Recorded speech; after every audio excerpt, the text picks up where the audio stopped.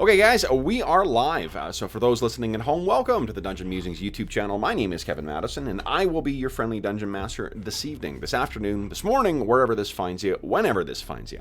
Today, we are carrying on with our ongoing mini-campaign playing Advanced Dungeons & Dragons 2nd Edition, playing in the 2013 adventure Legacy of the Crystal Shard. This is our quarantine campaign. This is something we've thrown together with a bunch of the players from our different campaigns, and we're calling them the Quarantine Crusaders. When I say we, I mean me. So let's meet the Quarantine Crusaders for today's session. First up, I've got John. Hey everyone, I am John. I am playing Falcarol Hawkfriend. He is a half-elven ranger specialty priest of Solinar, and he is good with a bow. That he is. And next up is Brandon. Hi, I'm Brandon. I'm playing Grim, a wizard with a sling and a unfortunate illusion cast on him for his past misdeeds. Yes. In the way of dodging the Reaper, eh? Yeah. Through in fairness, through the generosity of my teammates. Yes. Next up is Mo. Hi, I'm Morris. I'm playing Thomas Branner, who is a fighter. Nice. And last but not least is Dave. Hey everybody, I'm Dave, today playing Lex Wiltshire, a half-elf ranger of Myliki, who has left behind a world of loss and a legacy of a family that he doesn't need to be a part of, carving his own path in the north. Nice. So, further to last session was a bit of a nail-biter, eh? Mm-hmm. So what happened last time? I guess to set the stage, you at the start of the session, you were still in pursuit of that mysterious necromancer who seems to have been implying that, or claiming at least, that he is the long-dead Akar Kessel, the sorcerer who once tried to bring the Icewind Dale under his boot. What happened? We followed the voice and various tracks. It led us to a room full of zombies, in ghouls. Or it was ghouls this time. It was only ghouls. Yeah, the junction room. I think that was it. Yep, of ghouls. We barely made it out of there. At least Grim barely made it out of there. But we did. We eventually prevailed. We followed the voice. It kept sounding like it was getting more and more full of itself in terms of threatening our doom, and it was seemingly getting more nervous. Led us to this big cavern, and above us we heard the voice again, and above us we heard some beating of mighty wings. Mm-hmm. Out of a distance, and that's where I think we left off. That sounds right. Anyone have anything to add? The harrowing fight that we had against the mine runners, the 3 waves of mine runners coming from 3 different directions, left our party paralyzed almost down to a man, and Grim dying along with the dwarf. What's his name? Yeah, Paldrenar. Mm-hmm. Paldrenar. Being dragged away by mine runners as they're paralyzed, and barely made it through. The couple of characters were, got out of their paralysis, and Bruin and Falcarol made some key shots, and our trusty dwarven companion kept us alive, and that was a hair-raising, almost total party kill moment. And I know I joke about it a lot on the channel, but that was like a serious. It was really. Holy hell! We are all going to die.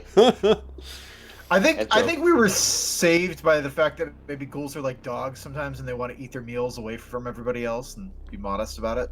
Yeah. So that's what we really have to say. Well, we also have Dave's generosity to thank for how things turned out as well too. Dave, that was me doing that because I burned 3 points of astonishing fortune trying to stay alive, and well, that reminds me, we're starting with 7 astonishing fortune. That is Starting with correct. the, Following Dave's lead, I hopped on and made a donation myself. So you guys have 4 extra points. So you guys are actually starting with 8 points of 8. Astonishing Fortune. All right. Yeah. Can we use this for like extra speed for running away? You guys can use that for whatever you want. That is a re-roll. So let's talk about what is, what's happening here. So, guys, when we last left things, as he said, you heard the beating of mighty wings somewhere off in the darkness of this massive canyon or caravan. Cavern. Good lord. Cavern. Caverns. Talk about who Canyons, needs caravans. coffee. My goodness. That All sounds right. like a TV show. Caverns, canyons, and caravans. Yeah. So let's do this, guys. We're gonna drop into sort of a turn by or round by round thing. We're not gonna roll initiative just yet, but let's start acting on a round by round basis. So you can hear the sound. You heard that strange moaning sound as well too, from somewhere up in the cavern as well. After the voice, and what are you guys going to do? The floor, you may recall, is also covered in some kind of strange guano or droppings from some hidden creature, and the sound of the beating wings is getting closer. I think we need to find him. Start looking The up. voice. We need to get Well, out of here. Tom's going to draw his bow and move to one of the stalactites, or the actual. Yeah, I'd like to. I can't remember what they're called when they join together. It's like a big So pillar. effectively, he's going to put his back there, Where are we? get the bow out, and start looking around. Okay. So, sorry. Here, you guys are right here. Okay, yeah, thanks. And someone can control Paldronor too. So Tom Oh, calls sorry. out, "Get against the pillar! Go, go, go!" Oh, Kevin, would you put my lamp thing on, the mining thing? Okay. I activated last time. I just don't think it happened. Okay. Let's see here. I think it somehow burned out. Oh no! No way. Or it could be the DM forgot. I got spares. Let's see. Totally burned out. There you go. Thank you. Okay. So you guys go scrambling over, and you're looking up, trying to see where this thing is. And you hear winging above you. Something goes by, and then again you hear a...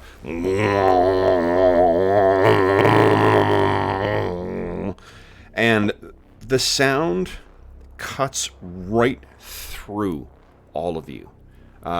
You feel cold. You feel your hands trembling, struggling to hold your weapons or your spell components or whatever it is you have in your hand.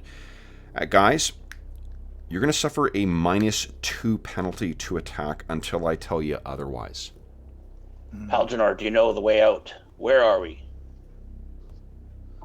We need out of here.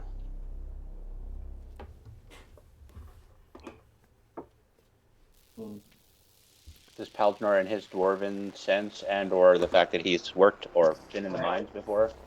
Sorry, I thought it was you asked that PC. So he looks around. He says, "I don't know where we are. This cavern must have been only recently uncovered.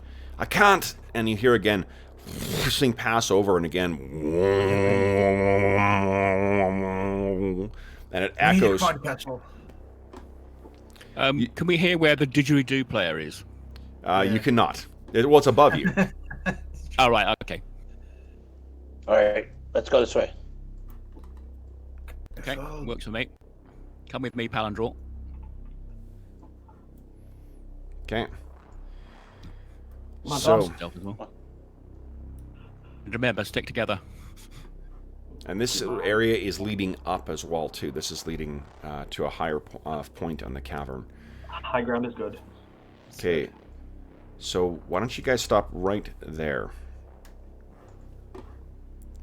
You hear above, and then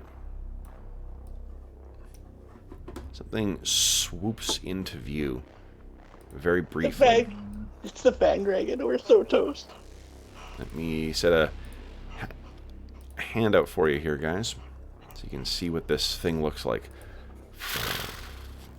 Whoop, wrong button. Wrong button.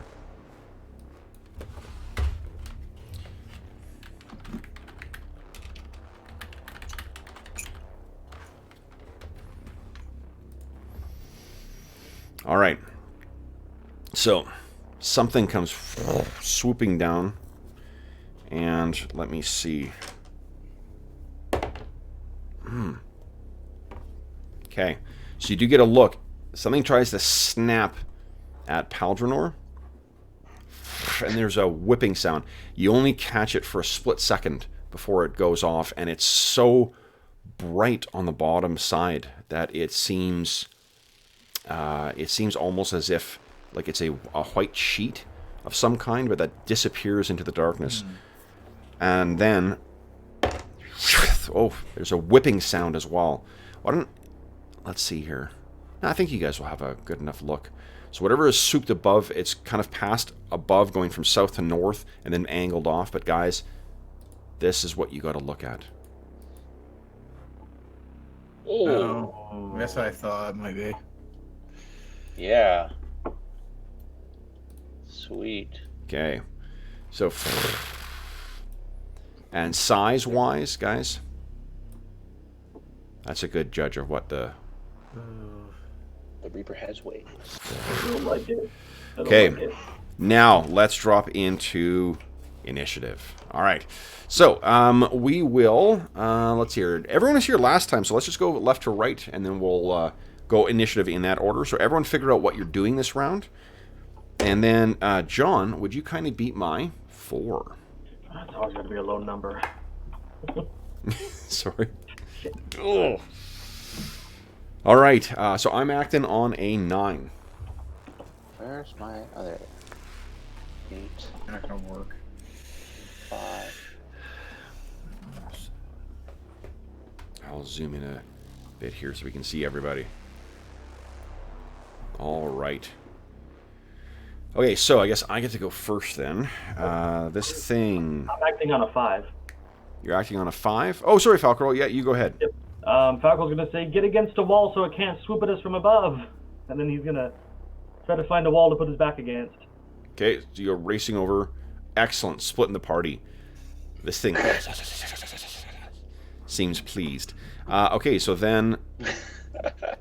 Yeah.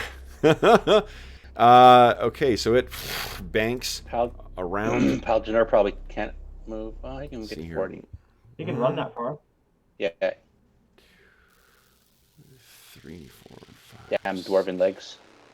There's been a few battles that Druin's missed because he couldn't get there. Yeah. So we need to get one of them war goats. Or a war ram. What? You can have a war goat? You can have a war ram. Are you kidding me? I played one of my first characters in World of Warcraft was a dwarf, and those dwarven war rams are fucking amazing. You're damn right we're gonna have war rams in this game. Let's see here. So I'm trying to calculate the speed. So 5 times by 10, 50. Okay. So then 2, 3, 4, 5, 6, 7, 8, 9, 10, and then can it charge? 1, 2, 3, 4, 5, 6, 7. So if Paldranor is just down at Falcoro. Oh shit. And Falcoro, your let's see here. AC's lower, shoot it, guys. Your AC is a 4 right now. 3, because I got a buckler. Yeah, your buckler's really gonna do you a lot against this thing. I'm kind of AC. Jeez. Oh shit. Okay, so this thing completely envelops Falcoro. Falcoro, what is your current AC? 3. Without the buckler. Oh, 4. 4. Okay. You take 9 points of damage. DR will apply. No DR. As this thing envelops Falcoro. To back. So you are completely trapped in this thing. Falcoro's light goes out. Oh no, we're in the dark. No, wait, No, we all have light. There's more. Yeah, there's more of you guys who have light right. still. Be a good time for burning hands. So, yeah. Because it's not going to get me. And then, yeah, that's so that was that thing's round. So, Grim, what are you doing? I'm slinging away at it. Let's So that's going to hit me. Well, maybe not. I don't know how this works. I know how We'll this find works. out. -2. I'll do -2. All right. Okay. There we go. Oh, That's not Oh, gonna hit. sorry, that the penalty does not apply anymore. The -2. Oh, it doesn't. Okay. No. All right. So I mean, that hits an 18 AC. It wasn't gonna hit anyway. Okay. That's a 2 though. there's Yeah, no you might room use for it. it to hit. You want astonishing? You guys have 8 points of astonishing fortune. You want astonishing fortune then? So you don't hit Falcrel. Okay. Yeah. Well, Let's. shooting. Pretty sure I'm going to take damage from this attack either way. All right. I will. Yeah. I'm wondering about that if that even matters. But let's astonishing fortune that and just see what happens. Okay. Yeah. Alright. Just remember, we don't want to burn them all too early like we did last time. Well, good. Yeah. So we've got extra, so. Yeah, we got extras a little bit, but all right. But letting Falcrel become That's a All hit. right. Double demon hit? hunter food. All right. Yeah. Okay. If that was a. Yeah, that's good. Nice. Go ahead and roll damage. Eesh. Oh, Okay, so what that Wow. means is That damage to me. Falcarel takes 2 points of damage. Okay, never mind then. I'll change of tactics. Something tells me burning hands would also have the same effect. Okay. I don't think it would. Then it's Lex and... Oh, so there's Tom. Tom, what are you doing? I'm going to shoot it with the bow. Okay. Yep. Oh, poor That's our party Falco. fire. Yep. And this is with a sheath arrow. Okay. Here we go. Ooh, that's 189? Yeah, something's gone wrong there. you rolled a 189. We always have the most interesting results Maybe I- with your character Maybe I sheet. did it too quickly. Let me just redo Sure. that in case I clicked through too quickly. Click the buttons fast. Yeah, we were before we went live. We were talking about Rollmaster crits. I think that if you managed to roll 161 higher than what the dice could actually roll, then there you go. That's a little better. That's actually a hit. Go ahead and roll damage. Yeah, I tried to set up the sheath as an attack, but I'll just do the damage on the D8 because that's what you use. Yep. Do you have a strength modifier? Or do you? Yeah. Oh, it's a short bow. Well, I don't think you've got it with a short bow. Yeah, you don't get much, so 7 points of damage. 7 points damage. That means Falcarel, you take 3 points of damage. Stop hitting me. Oh, okay. Can we hear him squeal at that? You can hear him. Yeah, but I mean, it's tough to tell whether it's the sound of this thing's giant maw gnawing on him or whether it's. I mean, he looks like he's enveloped. Imagine someone with like a comforter thrown over them. As big as this thing is, it envelops these things, and then just let's take a look at that massive jaw again because it's time to good. Right now, Falcarel has that thing's face pushed up against his chest, and it's gnawing away on his. And he is held fast by it. All right, so. Is there a way to determine after we all take our first round? Because I think we're all shooting. Like, I think you can tell that it's because it's so thin. You're whatever some of the force that you're applying to this thing, it's got to be carrying through. okay. This thing is Actually, maybe we figure that after our first round of shots, or I think you can I see. haven't shot yet. Yeah, because the thing is, so remember, the reason we just because we declare actions and some of you guys have higher penalties, it just means that it takes that much longer to complete your action. You're still in the process of doing it that whole time. Still drawing back and aiming. Exactly. Yeah. So you're when this first round is done, yes, you guys will all realize, Jesus, we're hurting him. Lex and we got 2 Lexes here. I just changed my icon. Oh, okay. Cast mirror image on yourself. Lex, go ahead. Your turn.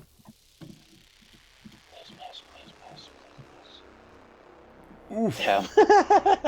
Sorry about girl. Go ahead and roll damage. Yeah.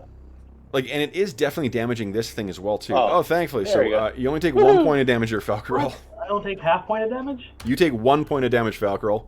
That's dumb. Well, just And wait then- till you see how much damage this does next round. I'll give you a benchmark for dumb. Okay, so I think that is the end of the round, guys. Anyone who has a second shot? I think by this point you would have realized that it's damaging Falcarel as well, too. So, yeah, in that case, I'll drop the bow and abort the second shot. Okay, sounds good. All right, so then, guys, we are at... And I will actually move a bit to get closer, and I'll get Palandor to follow along with me. Okay. All right, so it is the end of the round, guys. This is going to be round 2. John, we thank you for your service, and Brandon, you're going to be up rolling initiative for us. Okay. So everyone decide what you're doing. I have a question. Of course. Am I bound so tightly that I can't reach my small knives to stab it with? Let's see. Because otherwise I got to try to break free. Yeah. Let's see here.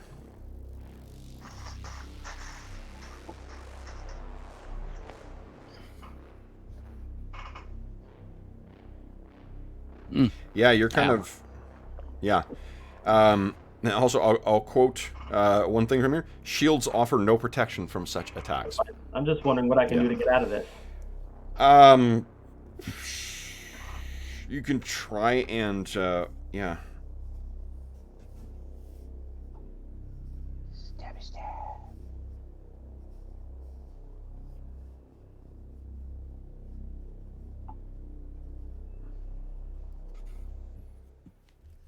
Let's see here.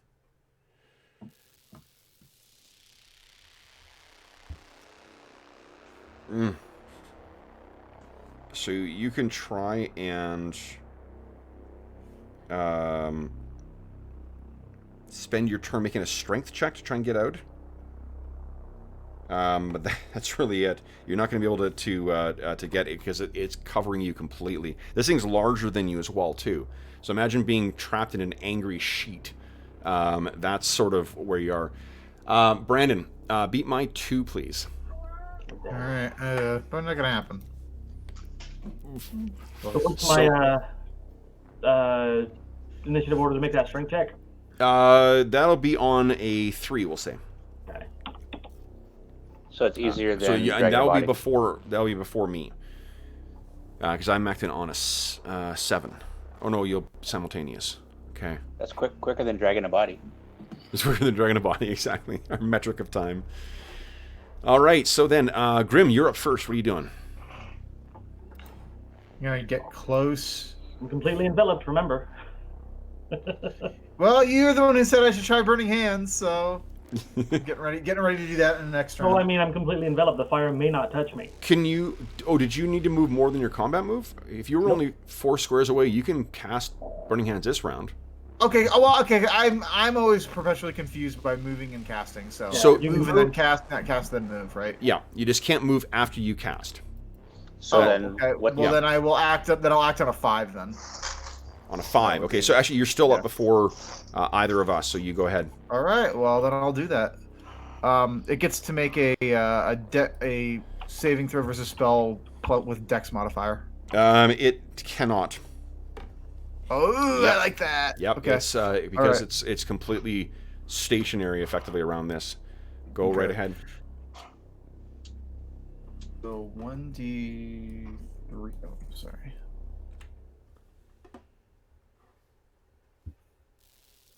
Ah, come on. Jeez. So 3. So that means Falcarel, you take 1, and it takes. What? Okay, shit. Yeah. I know the rules for this in the other editions. Ooh. Okay.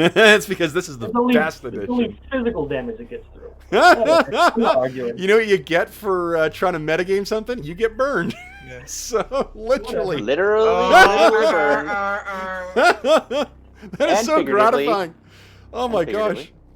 All right. So Well, yeah. there was a burning hand spell that everybody was waiting for. Yeah. Ladies and gentlemen, that was the Burning Hands. The Did do PC That's 100 damage. XP. Don't knock it. It is. You Yeah, had- that's true. that's All right. that's the bigger use. Let's see here. So that was Grim. Now. Hey, Kev, if I were to do burning hand spells, making like middle fingers against zombies, would you? I'm sorry. Next is I this creature and Falcarel. So Falcarel, give us a strength check. Let's see if you can break your way out. I got a 5 under 16. Okay, so first you take 5 points of damage. DR does apply. And then you push yourself out as this thing is free. Get off me, you freak of nature! And then this thing's tail flicks. And, oof. Nice knowing you guys. Tags, Falcor roll. Maybe you don't hear me. Okay. Oh, No. Falk roll. Actually, I have 2 attacks with the tail, so. What? Might hit me too. 5 points of One damage attack to with one weapon. 5 points of damage to Falcor with the tail. Says the ranger who shoots twice around with his bow. Did my buckler help at all with that attack? It doesn't. Oh, you can break your buckler to take half damage. Yeah. Yes, I would like to do that. Yeah. Absolutely. Good call. So then you'll take 2 points of damage from that in total. So I think you're still at. 2. Yeah. And then because you've knocked it loose, it's going to flap its wings. Falcoril, do you have any? Oh, you had a bow out, right? I did. Yeah. Okay. So you're not gonna be able to make an attack of opportunity. Grim, you do you have any weapons out, or no? Your hands are free because you were spellcasting. So this thing flies up. Let's see here. 1, 2, and it'll be about 10 feet up now, taking to the air once again. Then we have Tom and Lex. I had drawn a longsword, but I still have my bow out. Can I drop the longsword and shoot an arrow? Sure. Take a -2 to hit, and just act on the. I mean, you're acting before the thing goes. Okay. Mo, I think you're on the you're on the draw stuff tool because I keep having to erase stuff that you've drawn by accident. Oh, and we lost your audio. So is it in the air or is it still? It's 10 feet up. Yeah. Let me. Oh, so we could hit it with a sword. Yep. Oh, then I won't have to. Then I can just do with what I had planned, which was combat move and attack. Oh, let's do, tell me. I thought you said it'd gone up. Like I think it's 10 feet up. I think. Can you see the thing, the numbers there, guys? Uh huh. Awesome. So that's I'll tell you Okay. what the what do you call what height it is. It's 10 feet up right now. Oh, so I don't know if you can hit that then. That's 5 feet and then 5 feet reach. You can do it. Okay. I've now apparently relinquished. No, you cannot. Can't hit it? What? It's 10 feet off the I mean, ground. you're going like you're like scraping its bottom at best. Yeah. Oh, That's the not gonna- bottom. Okay. So yeah, I'm pretty sure if he holds the sword up, he's not all right. 10 So you feet. run up now. Lex, did you want to switch and try and shoot it or? no, I thought it had gone like straight up and I couldn't reach it, but it's only 10 feet off the ground. Oh, okay. but you can't reach Oh, here's what I'll do, guys. that's I'm gonna let you make an attack. terrible. I'll let you make an attack roll at -4, because you're like you say, it's gonna be at the very like extreme end of the tip of your weapon. This is difficult pinata work here. Did that include the -4, Tom? Nope. No. Okay, so those are both misses then. And then Paldronor, there's no way he's gonna hit this thing. Yeah. Dwarf. All right. So then we are on a favored round here. No one has any second attacks here. I think that is it for the round then, guys. So we're on to round. Question. Yes. Since I threw it off, do I have time to get an arrow and shoot it, or is That was your just it? full action. Was Right. No, you were again like put yourself in your character's headspace here. You were completely enveloped by this thing as it was gnawing on you. Your whole effort was trying to get it purchase on this without putting your hand in its fucking mouth, and then throw this thing off of you. Yeah, like it's really, really terrible. Okay, so then let's have. Oh, it's passing in. Mo, everyone's getting a chance to roll initiative. Can I astonishing fortune that attack and try again? Yes, of course. Yeah. Okay, John, you here? I'm keeping Okay. track. So it's a -4 to hit. -4. Yeah. Yeah, it's not a bad call. Hit it while you can. Yeah. And then, do we get a flanking bonus? No, because this thing you're not really on either side of it. It's above you. So. Oh. Damn it. Okay. Okay. No, good. I mean, sound use of the, of the money though, or the currency. All right. Okay. So, Mo, everyone have to decide beat? what you're doing this round. And hold on, wait till you see my result here. Mo, Quick beat my 6. ruling, Kev. Since it's so high up, is this going to count as firing into melee? It will not, no. Okay. No, you guys got a clear, vantage to shoot this thing from here. Yeah. So 6 and a 7. Oh, 3. Nice, very nice. Well done. How high is that ledge behind us where Lex is standing? What? That's not a ledge, that's a wall. Oh, okay. Yeah, sorry. I put the what do you call it? The line of sight stuff behind a little bit just because the wall looked pretty cool. So, all right. So I keep forgetting there's only 4 of you today. So I'm looking and I'm like, okay, I'm waiting. No, that's everybody. So first up, actually, that's everyone. I am not acting until an 11. So this is trying to get its way back up. Falcarol, you're up first. What are you doing? Falcar is clutching at his chest because it's bleeding heavily with his bone. He's like, screw this thing. He pulls his hand back and starts intoning words to a spell, and he reaches out and tries to target the eyes of the beast with a light spell. I don't think you could see the eyes. I don't know why you're looking on your sheet. It's not. Yes, the spell can target the eyes. I'm telling you, I don't think you can see this thing's eyes. It's turned away and flying away from you, so you're seeing its ass. Okay. Can I move there and do it? I don't think so. No. Like Well, again, that's like not what I'm gonna do that. put yourself in the scene. This thing's flying away from you. Okay. How would you be seeing its eyes? Well, then I'm just gonna move away from it a little bit then. Okay. Could you cast light on the area where it's flying towards? The only intention is to try to blind it. Otherwise. Oh, I know. That's what I'm saying. So but yeah, that would, if it's not right in front of it, it's not going to work. Here, I mean, there is something. If you are going to cast light, I don't want to tell you to, play your character. If you're intending on casting light, even if you can't target its eyes, this thing's about to fly up into the darkness. Like, is there not value in seeing this thing? Where yeah, this thing's you're right. from? Yeah, he's gonna finish his spell and just target its head or something. Yeah. And sorry, John. Like, I'm not trying to, screw you out of a sound tactic. It's just that I can't. Like, how on earth would you have vantage on its eyes for when it's flying away? Oh. Take this. I don't know. And the only reason I bring it up is because it says you can target eyes in the spell here, but then I'm like, in the other editions you can't do that. So. Right, no, and like you absolutely can, but like you need to be able to see the target, as in all spells. You can't just target eyes with, Okay, that's fine. I'm not going to complain. Okay, so then this will be interesting. This thing's actually got a 20-foot radius globe of light. Okay, cool. So look at this. That'll be easy to target when it flies away. We can take shots at it from wherever we want. Yeah, that's incredible. This thing has so many amazing, like, trick you abilities with shadow magic and, like, a bunch of other shit. This really could fuck over its tactics. Enjoy your 80 minutes of light. Fantastic. Wait, hold on. Because you're targeting a creature, does it get a save? Only if I go after its eyes. Okay, cool. Hold on. Send on a movable creature. It's cast upon a creature. Any magic resistance. Oh, yeah, no, you're right. It does? Okay. Saving throws. Yeah. So it fortunately does not have magic resistance, but it's got a save. And Like to astonishing fortune that if it makes it. you cannot do that. I know. I don't get to re-roll rolls, but you can't make me. Boo. Oh. I like it. I like the tactic so much by rolling 18 on its save, though. Fuck. Oh, shenanigans.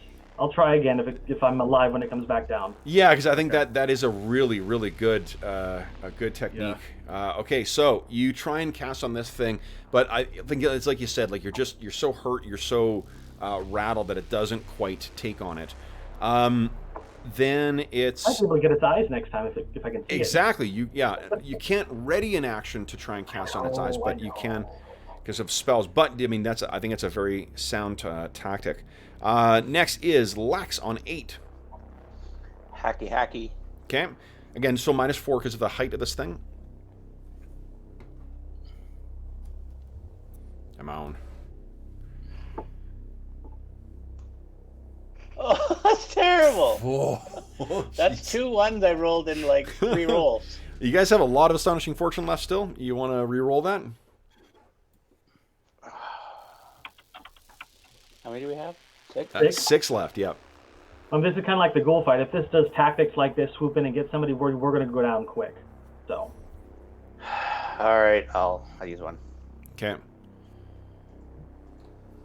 Here we go. I'll use different -4 on my keyboard. Maybe that'll make a difference. Okay. Easy now. Oof. Okay. Does not hit. Then it is Tom and Grim. What are you guys doing? I'm going to jump up Swing in. and try and stab it in the gut. Okay. Now Oh, hold did on. I need to say? Go ahead. I was going to say, it's just that Brandon, I don't. Are you taking into account that you need to have both hands free to cast spells? Brandon? Both hands free. What are we? Yeah. I thought. What do you mean? What do you mean by both You So- hands dropped your free? sling? Yeah, because so like your sling, something you had your sling one round, and then you ran in and cast a spell. You did. Okay, so I would have had to drop it and then Yeah. go back and pick it up. Yeah, yeah. Okay. Well, I can. Okay, I so guess that's I'll do that. That's a Sure. 5. Okay. So you go and collect your sling. Yeah. The Alright. then it's sorry, Tom? Grim. Thomas with AC5. Tom, that's a hit. Yeah, wow. Did you apply your -4? Nope. Yep. Well, he's It got hits a a 1, 1. and then If he won, yeah, it's even better. So this is hit a large, 1. isn't it? -4. Wait, yeah, I don't see a -4 in the modifiers. Right, but he hit AC1 and -4 is 5. No, that's just Pat. No, -4 to That's hit. just It's a penalty to hit, so that means he only hit an AC of 5. That's what we said.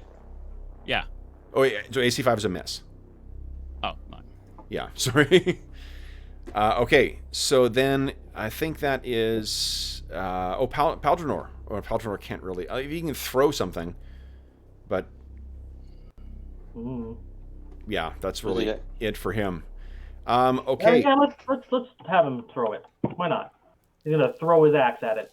it's not a throwing axe, so it's going to be an even more substantial What else penalty. is he gonna do? Sure, go ahead. Nat 20 will hit. Go give me a attack roll. Axe Oh, load. Oof. And his axe is Algernon, now. get my bow. Yeah, give me a Zach, 1d4 Axe is roll. now like over here. Yeah. Oh. Oh, you just That's threw a weird. d4 at my head. This was an in-person game. So yeah, it hits the wall. It went 20 feet away. Okay. Wow, you got a good arm on him. He's a pretty strong little dude. Okay, so then, guys, that is the end. Oh no, now this thing gets to go. So first, it gets its. Oh, and I forgot to make its second tail attack. You guys are lucky. So first, a tail attack is going to go against. I'm going to roll randomly here. 1, 2, 3. 1 is Lex. Lex's AC is a 3. Oh, shit, that's a hit. And Lex, so you take 6 points of damage. DR applies as that tail whips out and tags you. And then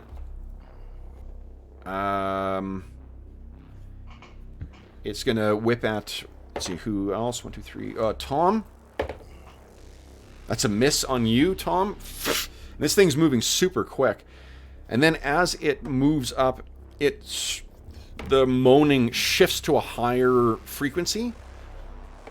And what I need is for everyone to give me a save versus spells, please. Yay! Nice. Lex succeeds. Nice. Falkrol succeeds. Grim does not. it says success. It says 0 successes. Oh, okay, Yeah. right, it does. Yeah. It's a little mean that way. Here's how many successes you get. It's 0. 0. Tom fails as well, too. So Grim and Tom, this is going to be a fear effect. Do you wish to roll again? Use Astonishing Fortune. Yeah. Astonishing Fortune those? Yeah, I will. Okay. Okay. Kev yeah. giveth and Kev taketh away. Yeah. Well, I suspected you guys may need that. Why did you redo that? Okay, so Tom succeeds, Grim does not. Grim, would you, next round, you are affected by fear for 2 rounds. I need you to run directly away from where this thing is right now for 2 rounds. Does Grim have a light on? Grim does not have a light on. Well, watch out for those. No. Yeah, so you Grim really can should have have a cast it light on on. his Grim- his eyes. Grim should have a light I don't on. have- Grim no, and I don't Store have a were light the on. first two. No, he The doesn't. Grim and Store were the first two when we were in the hallway. No. No, it was They were at Store. opposite ends of Store the had line. the light. No, Yeah, I was think Store. it's Store and myself You're had them thinking of initially. Store. Yeah, Grim was never taking point on Yeah. anything. Not really. Right. Okay, I thought it was Grim and Store. Yeah. Okay. so then this thing. Right, I think we better save the Astonishing Fortune now for death saves and things. Yeah, maybe. Yeah, 3. That's probably worth it. You're probably right about. Yeah, we should. Still inside. Okay, and then that's it. So Tom's you got to don't- call out, bring your pet back so I can shoot it. Okay. All right. Then it is. That is the end of the round. Store would be proud. But you didn't say Yeah. bastard. Nice. All right, guys. So that's the end of the round. We're going to round 4. Okay. And oh Jesus. Hold on. I'm just gonna put a. Where is this scared? Here we go. 2 rounds of you running away. Okay. So then, Brandon or no Mo, you're still beating me. Yeah, I'm still up, so what do I got to beat? Beat my 1. Ugh. Sorry. 9. Okay. So this thing is going to act on a 5. It is going to.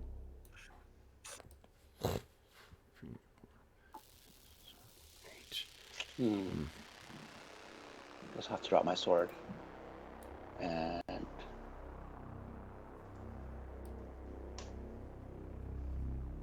Okay. All right. That is that, and it once again that you hear that same, and you all will take -2 to hit until next round. All right. Then we got Grim up first. Grim, where are you going? I'm gonna run down here. So let me see if I can. It would be. Here I think is what it. Okay. It's 40. hopefully there's no pits that we missed. You need to run, so you're human, so you can That is actually a move run. 16. No, run is twice your combat move. So I can move. Wait, 60 then, or Yeah, how- 16. how much did you say? 16 squares. 16 squares. I thought that was 16 square. Oh, you're right. No, it's not. My apologies. Yeah, I don't know. it should be 80. So Grim goes racing off into the darkness, Yeah. and we'll reduce your fear by 1. Okay. Then it is Paldronor. What is Paldronor doing? He's gonna go get his axe. That was the appropriate level of enthusiasm for that action. Oh man. Then it's Tom. I'm going to move, pick up the bow, and draw an arrow, Okay. and wait to see if it comes back in range. Okay. Well, no. Just I like the narrative. Oh, so that's a flourish. move and an action, isn't it? So yeah, that's it, isn't it? Yeah. So you're not going to be able to ready. I just wanted to be clear that you don't have a readied action right now. Yeah. Okay. Then Falcarel, what are you doing? Falcarel is gonna move up and ready in action to shoot the thing. Okay. Then Lex, what are you doing? Falcarel, do you want I'm one actually of just my gonna- potions? Put my sword away Okay. and have the bow ready, but I'll have nothing to shoot at. It'd be okay if it doesn't target me again. Okay. Oh, have we got any healing? I can heal. Okay. So Kev, sheathing a sword is the equivalent of like picking something up, right? Like you can't do any other actions. In the Yes. Yeah. You can make a half combat move. So you can still do that, but you can't do any other things. Now, does anyone have animal lore?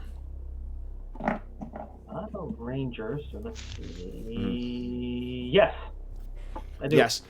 So, and then having gone through this experience too, you realize like you were the first one to sort of run off on your own, and it pounced on you.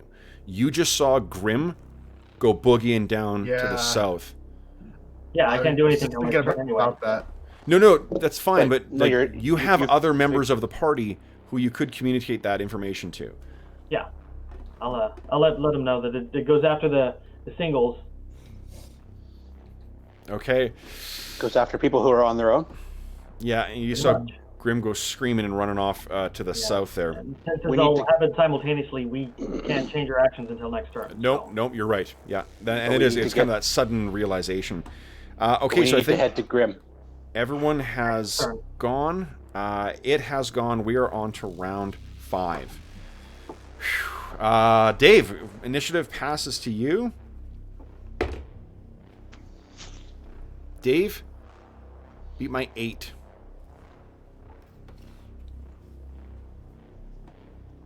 Nice, very nice. Okay, so potions 4, right? Yeah. Yeah.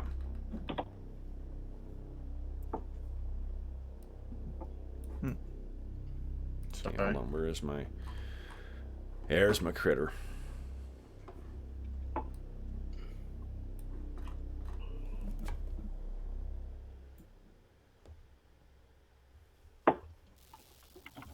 All right. I think Paldronor is going to be on us 3, and he's moving back down to us. That's correct. Okay. I am acting on... I rolled an 8. I'm acting on a... I think it's a 9. Let me double check the timing of this.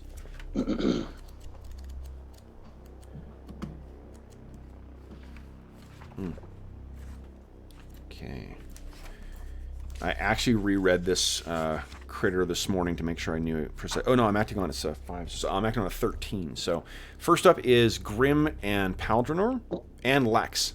So Grim, I guess, has gone running further. So Paldronor can only move. Yeah. We're gonna have Paldronor do like maybe a run because. Yeah. I don't know. Yeah. Good Lord. So right there, I can keep pinging it for you if that helps. So yeah, thank you. Did his full move? There you go. Okay, so Grim and Grim, you have you will have recovered now. Yes. Okay, so then Lex and Paldronor are moving, and Grim has done her run. Then it's Thomas. Sorry, I know. Sorry, Falcrel. Yeah, you're on a 7. Go ahead. What are you doing, Falcrel? Yeah, I'm gonna do a half move and down a potion. Nice. Okay. Hopefully, I get a good roll from this. Come on. Yes, that's pretty good. All right. Then it's Thomas. What are you doing? You move. I'm just moving up with the bow out and readying an action to, if it comes in, I'm going to try and shoot it as it flies in. Okay. So let's see here. So effectively, I'm covering the rear arc. So yeah, imagine it. Yeah. Oh, jeez. So you do. Can you see the token there? No, I can't. How about there? Yep, I see it. Oh, Okay. I see the tail end of it. Yeah. So Tom, go and make a shot. This does have concealment. Oh yeah. We see like the flash of the white underbelly. He's like. Yeah. He spins, fires up into the air. This thing is also a little higher right now. Is the sound still affecting us? The sound till the end of your round. No, it isn't any longer. No. Okay, so that goes off. That won't hit. Then it once again the moaning shifts, and I need Tom to give me a save versus spells, please.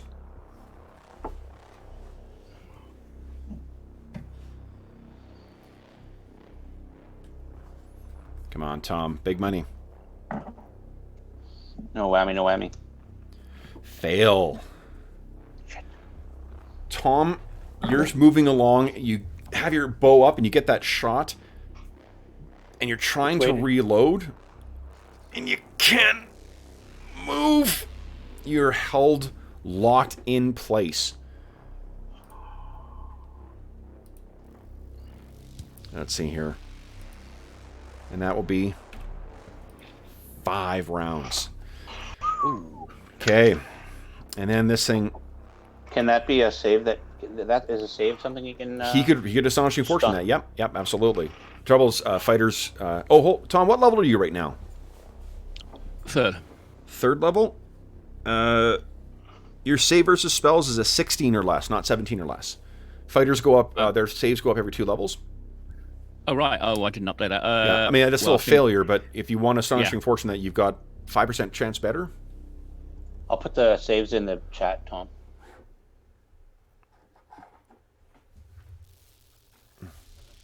Does everything go up 1? No, not necessarily. All right. Well, we'll do that. Do we want to burn 1 last and then keep the others for people who are dying? Yeah. Okay. Give that another go. Okay, here we go. We got 2 after this, so. No. So Tom is unfortunately locked in place, and then this thing finishes its move. It's going to be about there, and it's going to have to dive down. Mo, the updated saves, I put him in the chat there. Okay. And move, spell, move. Oh man, I hope it's not that quick. it is. Oh, it's pretty darn quick. Well, some of those are worse than I've got now. Leave it. I'll look it up. I've got the PDF. I'll look it up if we have to. Okay. You may have entered them incorrectly. Is that your is that your maybe ranger save, not a fighter? No, warriors have the same. They all have the same. Oh. Okay, so I got 2 I need to double check that. tail attacks. Lex, let's see here. Man, Whips out at you. Hits once. Hits a second time. Shit. Lex. 11 points of damage from this thing's tail as it whips past you. However, curiously, it doesn't pounce on you. And you can picture this moaning is happening as it's going by as well, too. And then it's going to be carrying on. It's heading the direction towards Palador. Falcriel, guess what you can see? Yeah, I was just thinking that. Okay. All right, so then that is the end of round 5, guys. We are on to round 6. So, let's see here. Mo, I think you... No, Dave, you kicked my ass in initiative. So you are still rolling. Okay, another quick ruling. Is it in melee? It is in melee. It's only 5 feet above the ground right now. So, let's see here. Yeah, Dave. Everyone figure out what you want to do for your round. And then Dave... beat my 8. I almost rolled a d8 because you said 8. Oh. D10, shit. Okay, so I am on a 13. I'm gonna get away. I already decided what I was gonna Maybe I should do. have attacked. I know, so did I. Lex, what do you have out right now? Is it a bow or is it a... Yeah, that's 8. Shit, okay. 18. I don't get an attack roll. Yeah, that's what I was curious of. And... Falcriel's on a 14. Yeah, the damn forecasting time for a light spell. Yeah. Okay.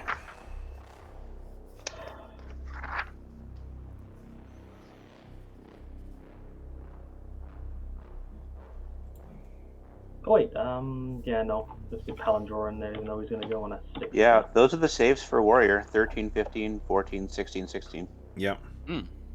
Okay. For third and fourth level. Then, let's see here. So first up is going to be Grim. Grim, what are you doing on a 10? I'm just going to try to run all the way back to here. Okay. Then I need... this thing, it's the moaning, again, oscillates up again to this loud pitch. I need Falcriel, Lex, and Palador to give me a save again, a save versus spells.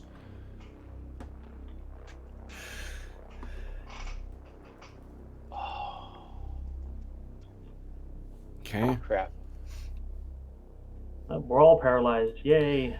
Let's see here. No, this is a different pitch than the one that you heard that led Tom to. This actually sounds like the one that when it sent Grim flying before. Yeah. Oh, great. Someone give me a D6 roll, or D6, a D20 roll for Palador. I got it. Come on. Pally. Nope. He does have that dwarven save versus spells, though. +4. Yeah, +4. It's only 14. Well, +4 is if you got a really good con. It's a function of your constitution. Oh, right. Yeah. So I think you're all... So unfortunately, everyone's affected by fear for 2 rounds. And you'll be running directly away from where this thing is. This is going to try and tag first Lex one more time with its tail. It's actually a miss. And then as it goes by, it's going to try and tag... let's see here. Evens, odds. Okay, it's going to try and tag Paldranor. 18, that's a hit. Paldranor takes 5 points of damage. And then this thing... He's got a DR, right? He does have DR, yes. DR1. Chainmail, DR1. Okay. DR1 chainmail. Brought to you by the Chainmail Corporation. Okay. It's going live today on Instagram, everybody. That's great. DR1 chainmail, made by Dave Fortune. All right, so then it goes flying up to the northern part of the cavern, and it's still like flying low against the floor. Can we get away from there? Yeah. All right. I feel really bad for Tom. Yeah, Tom doesn't need to... Upside, Tom doesn't need to make a save about this, because he's held in place. So, I think, unfortunately, everyone else, you're going to have to change your action to running. Mm-hmm. Let's see here. And it went north, so we go south? You go directly away from where it triggered, so some of you guys are going to go north, some of you guys are going to go south. Oh. Yeah. You're all going to run into Grim. Falcro, you can roll random, because you're sort of against the wall anyway. I'm going to go 1 is up, 2 is down. Sure. But if it's here, do we not run away from the creature? You run away from where it was triggered. This is a magical fear. Okay. Well, Okay. I didn't this is realize weird. it was where it was triggered. Okay. If I start running up, I'm going to be right next to it. When... Yep, you're blinded by fear, so... That's one move. I'm going to run past it then. Yeah.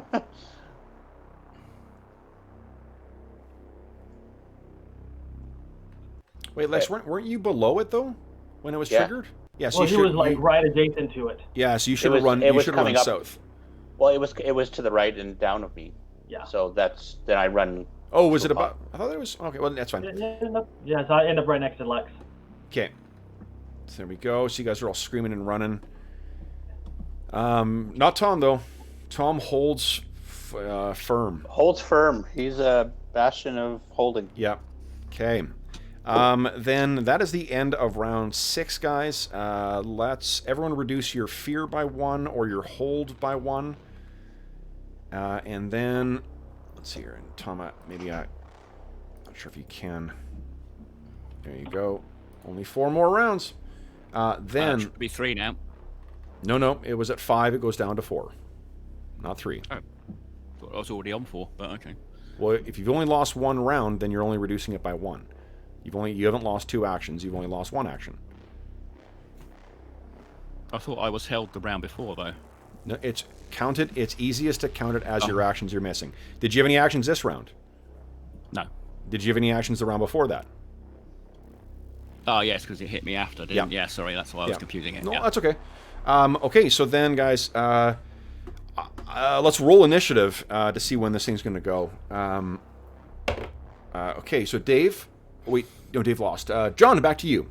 John, beat my 7. Oh, nice! fine. Okay, so you guys do get to run before this thing gets to go, so, there's that. Oh, and Grim can still actually act. That's right, Grim's not targeted by this. Yeah, it's going to act. So, Grim, you're going to act before this thing moves. So what are you going to do? Hell yeah, I'm gonna sling at it. Can't. All right, let me get my... hold on. Turn it. Okay.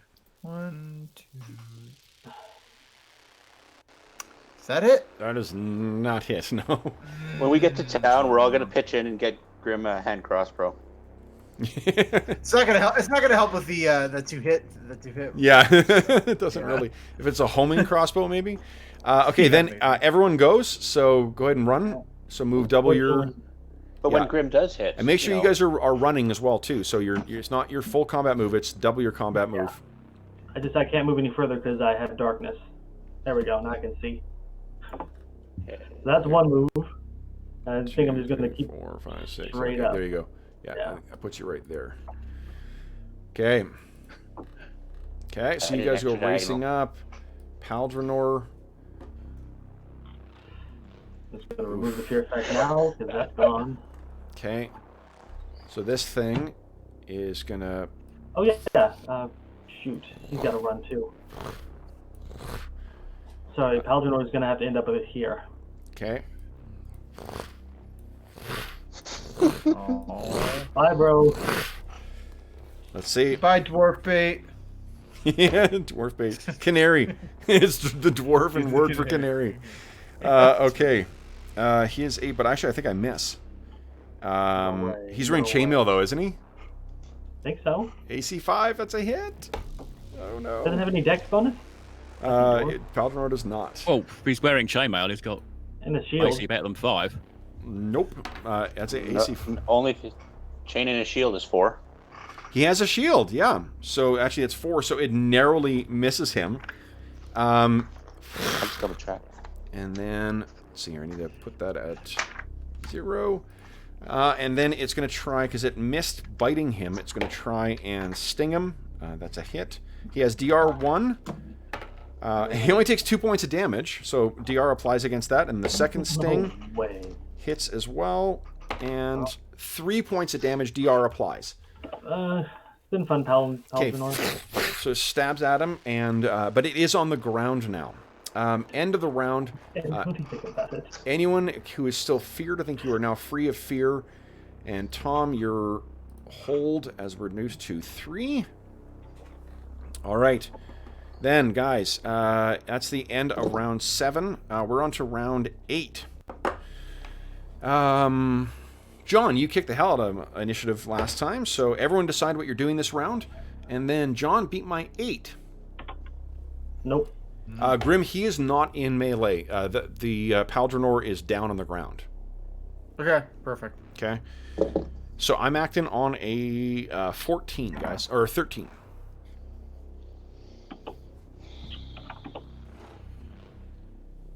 Nine and 8. And you can hear from off in the darkness, as you guys are entering your thing,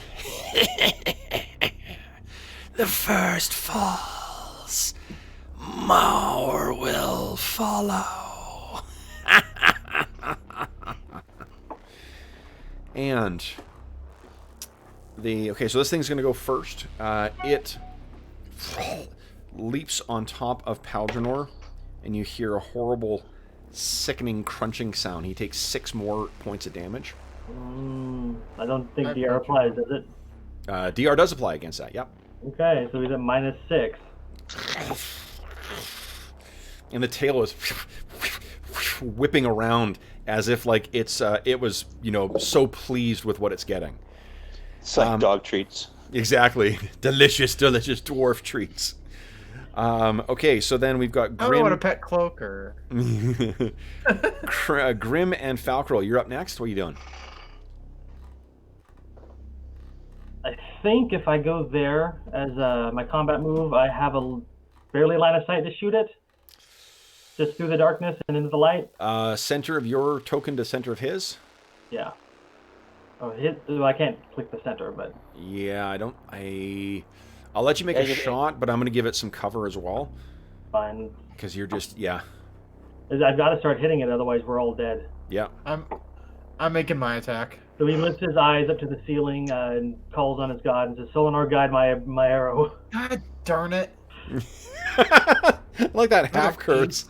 God darn it. Ugh. Div, I forgot. Div was my god now. I'll get another shot, I suppose, Okay. later. Div. Okay, so then it's Lex. What are you doing, Lex?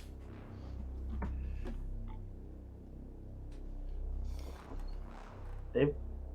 Yeah, moves in almost next to Falcrol. Okay.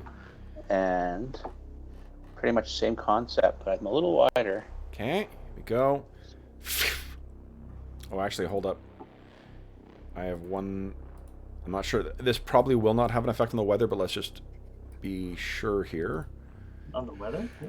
Hold on. Yeah, that's what I thought. Because remember, Oh, no. he's smothered, right? Oh. All right. So Sorry, so both... John, don't count an arrow being gone. Okay. Yeah, because I forgot to... When he enveloped him, I forgot to take the... I did that for Falcarel.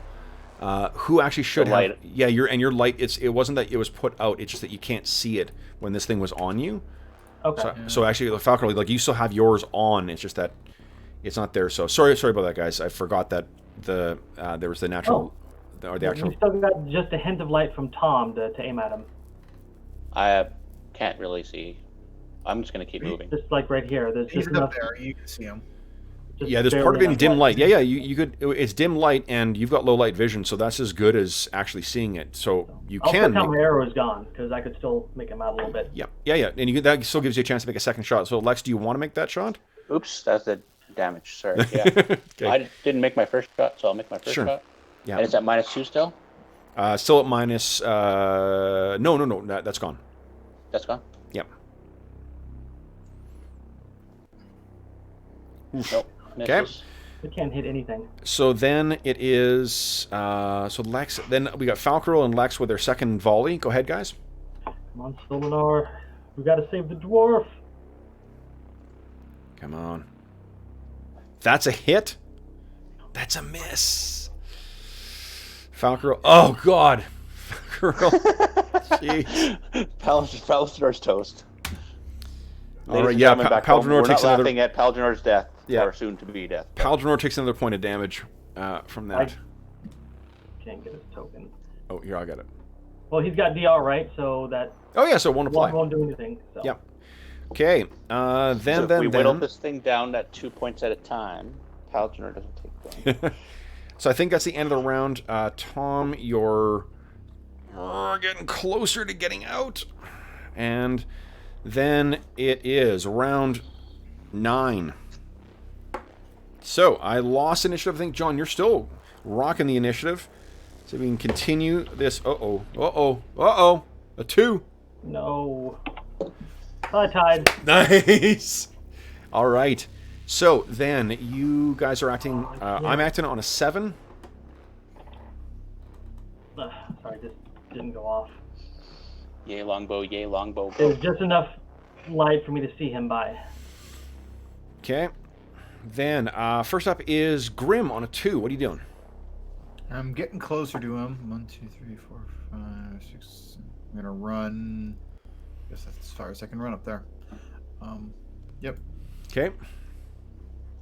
So you can run, and what you can see is, you can barely see on the edge of this. You can hear the horrible, this weird undulating thing flapping on a body, and you can hear crunching, and honestly, hungry kind of pleased moans as well too.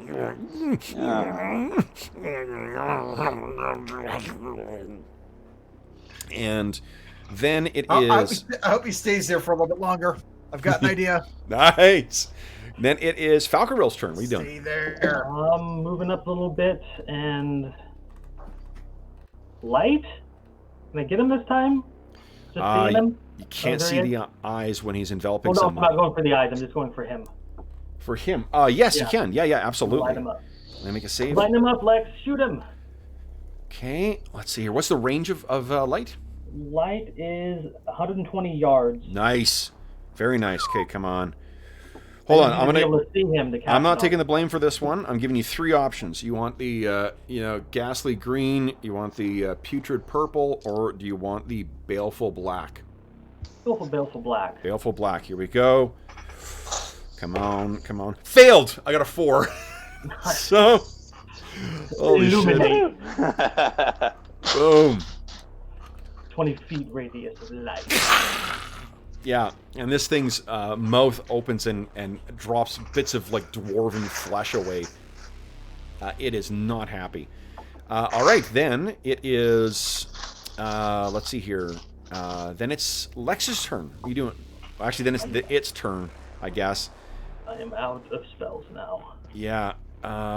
What are we going on the same initiative or a different initiative?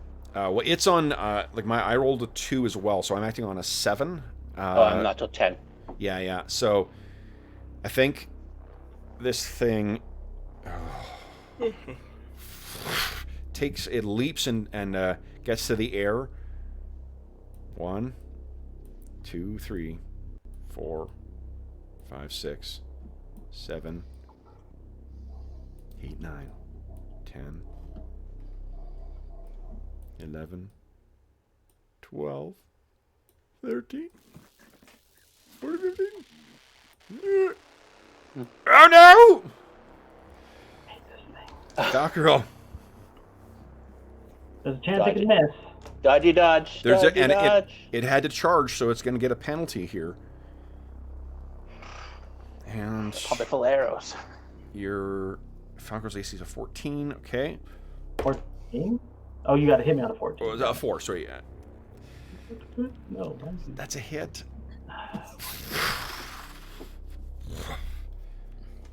Stab it. Don't shoot it. And you take 7 points of damage. DR will apply. No DR. Okay. And then, yeah, its tail's whipping around. All right, then it is Lex. What are you doing, Lex? Going to shoot. Okay. Oh, been nice knowing you. It's a hit. 7. 3 points of damage to Falcarol.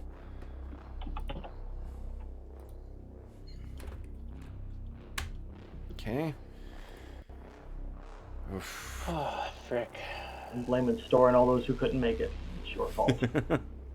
Okay. Then it is... let's see here. That is the end of the round. Lex, you have a second shot if you want. No. No? I don't know what to do, so I will draw my longsword. Okay. All right. And then... Actually, I moved 4 spaces from here down. I'm going to end up next to it in case it tries to run away. Okay. So it actually has a ready to action. So... What? Tail whip. Tail whip. Ready in action when it moved already? What? Yep. Monsters are awesome. So... but that actually misses you. So again, it's exactly what you think. That is that tail. As soon as you get in, it whipped out at the tail to try and keep you at a distance, but did not get to you. All right, so that is round 9. We're on to round 10. Now it's business. Lex. Oh no, John, you're rolling initiative. John. John. Little gimme. Beat my 9. Nice. Holy hell. All right. So. Not that I can do anything being unconscious and all. No, and I mean, Paldronors are down to a -7 now. Actually, I think we forgot last turn to put him down, so he's going to be a -8 after this. Is there a way to attack it without attacking Falcarol? Like maybe trying to attack the tail or something? Yeah, Well, you can. the Yep. thickest- The thickest part of it is its head, so if you got a short little dagger, you can jab it right in the face. Yep, you can try and hit the tail. Sword out. Yeah. The tail's going to be a little harder to hit, but yes, you can absolutely do that. Okay. Okay. Then, so Lex, that's Grim. All right, so that first up is Grim. You go ahead. Yep, I'm moving here. Okay. And Grim comes running up out of the darkness. I have an idea! I do have an idea, but it's... I'm well aware. Then it is Lex. What are you doing, Lex? Lex is going to swing, bada, swing. This thing doesn't fly away again, which probably will. Shit. Not good enough. With so many tasty snacks down here, I don't think it's going anywhere. Okay, so that's a miss. Then it is this thing's turn. And... Thomas. You hear again the moan shifts once again to the same tone that led Tom to be frozen in place. Lex, I need you to give me a save, please. Oh no, versus no spells. carbonite. Here's just switching sides and being the best necromancer's minion ever. No carbonite for me. Oh. You want Astonishing Fortune that?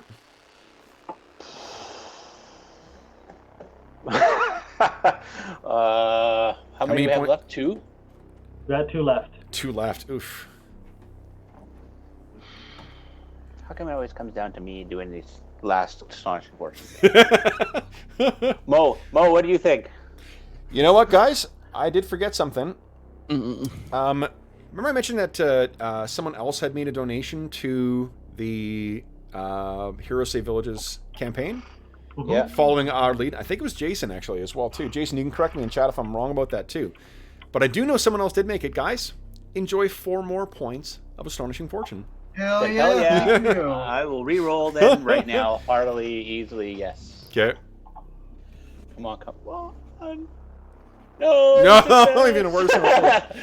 All right, well, you tried. Okay, so then that means you are paralyzed for 4 rounds. What's the paralyzed symbol? What have I been using? I think it was... The snail. Oh, yeah, right. Snail. So here we go. Slow. So 5 rounds. Sorry, I said 4. It's 5 rounds. All right, and then this thing is going to try, while you are paralyzed, it's going to try and whack you with its tail. My AC is only 7. Then. Yeah, it's a hit. 5 points of damage. The second one is a miss. All right. Then, and DR does apply against that if you've got it. But it has not been chomping on Falcarol this round. It was moaning instead of doing that. DR it 0. Does still have him enveloped. All right, then we're at the end of the round, guys. And Mo, you're actually free. Okay, so can I move? Now. You cannot. Next round. Next round. Okay, yeah. So. Yeah. Okay, so then we're on to round 11. And John, you're still dominating this stuff. So let's see here. Oof, beat my 6. Tied, nice. Okay, I'm on an 11, guys. What's your plan, Grim? Sleep would work because we're all. I don't. That's. You think I get one more than one spell? I could be like sleeping and paralyzed, and I'd still be fine. You know, like it's all good. Yeah, at least you won't be conscious of the beating you're about to take. Yeah, put me out of my misery sleepily. Although first time you take damage, you'd be wake up. Okay.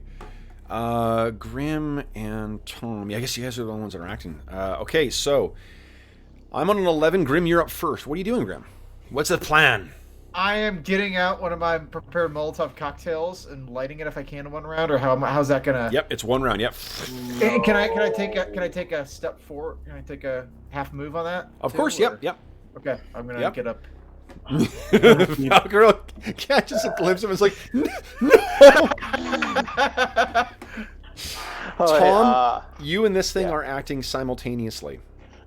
Well, I'm effectively running towards it, so that's double move. So. And I think you had your sword in your hand last. Is that right? Yeah. Okay. Yeah. Okay. So go right ahead for your move. My Paldronor is down to a minus. So that's 40. Okay. Glancing to one side, he thinks Paldronor's bought it, so he's going to just keep running towards the... Oh, and Falcro, I think you're at a -2 now, because it was... At the end of this round, yeah. No, last round, yeah. Last round, yeah, because I was just thinking, like, you did... it acted after all of you guys last time. Okay, then... So Tom's come running up, and then this thing...